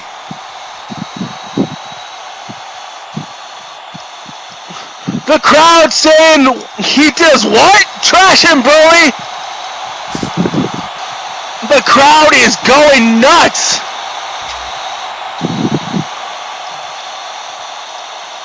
Well, right now, Broly pouring that water, waking Justine up. But I don't think he's aware that Damien is behind him. Broly, watch out!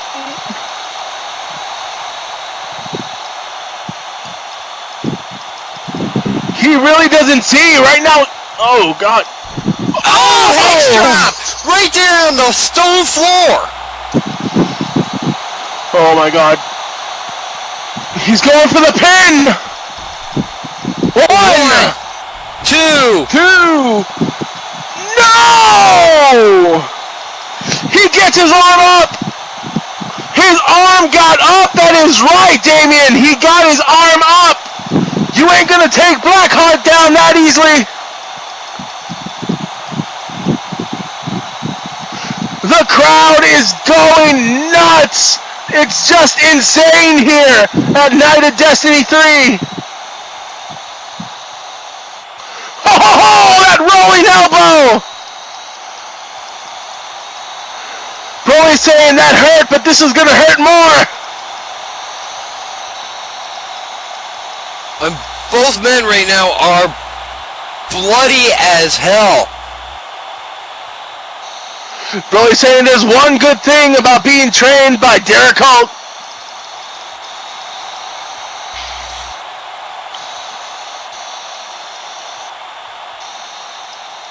Damien down. What's Broly doing? He's Looks saying, like let's fix this. As he signaled for to finish his opponent. What's this? Oh, looks like there's one. Oh, it's the revolutionize art that Revolutionizer, also known as the Dutch Oven, also known as the Horns of Ares. The crowd's calling for him to tap out. I've been in this hold many times. It is not pleasant.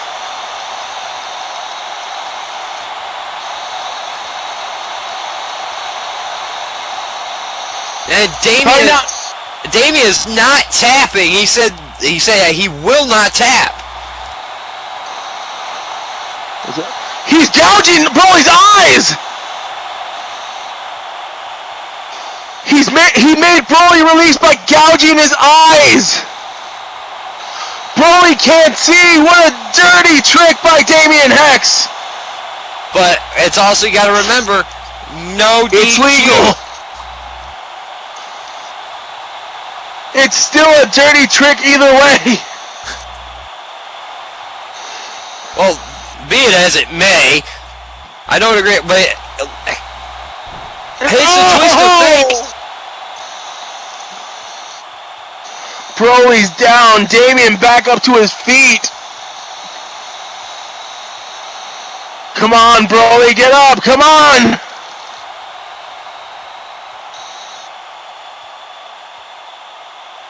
Alright, no, stay down, Broly, stay down!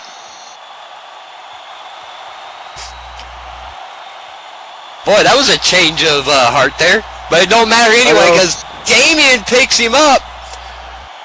Damn it, you're damned if you do and you're damned if you don't. Right? Damien picks him up, kicks him in the gut, and once again, a hex drop! Oh, God. And not just a hex drop, another hex drop onto the stone. Ladies and gentlemen, if you didn't notice, this stone is carved out. It's not just a straight out flat surface. 1, 2, and 3. 3! Damien is your first ever APW World Heavyweight Champion. Oh, the crowd is pissed!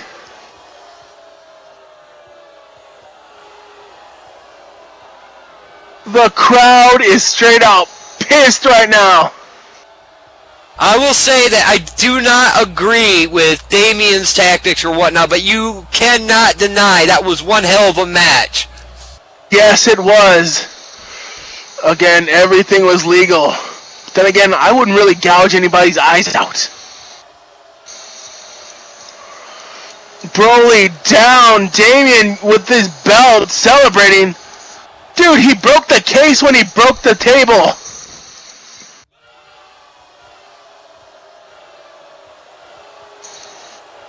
And Justine's checking there on Broly because 2 hex drops onto that stone.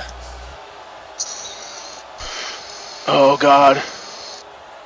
What a shocking night here at Night of Destiny. But you gotta wonder what's next for Damian Hex. He's the first APW heavyweight champion. But when it comes down to that, he's got a big target on his back now, so he needs to look over, especially after attacking his brother the match before, right after his match. Exactly. You got Wolfie, who actually came out. You got his own brother. Everybody's gonna be gunning for Damian right now. But there's one thing you gotta give props to is Broly. This was his last match. People, everybody, give him a round of applause.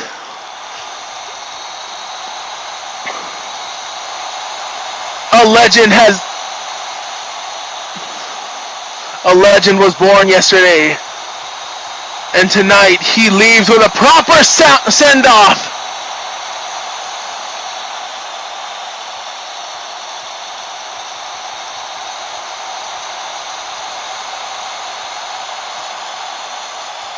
Give it up for Broly Blackheart, ladies and gentlemen.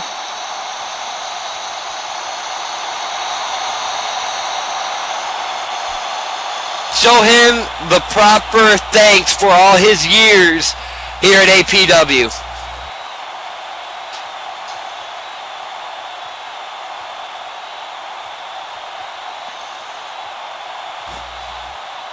Let's take him back. Alright. Stand.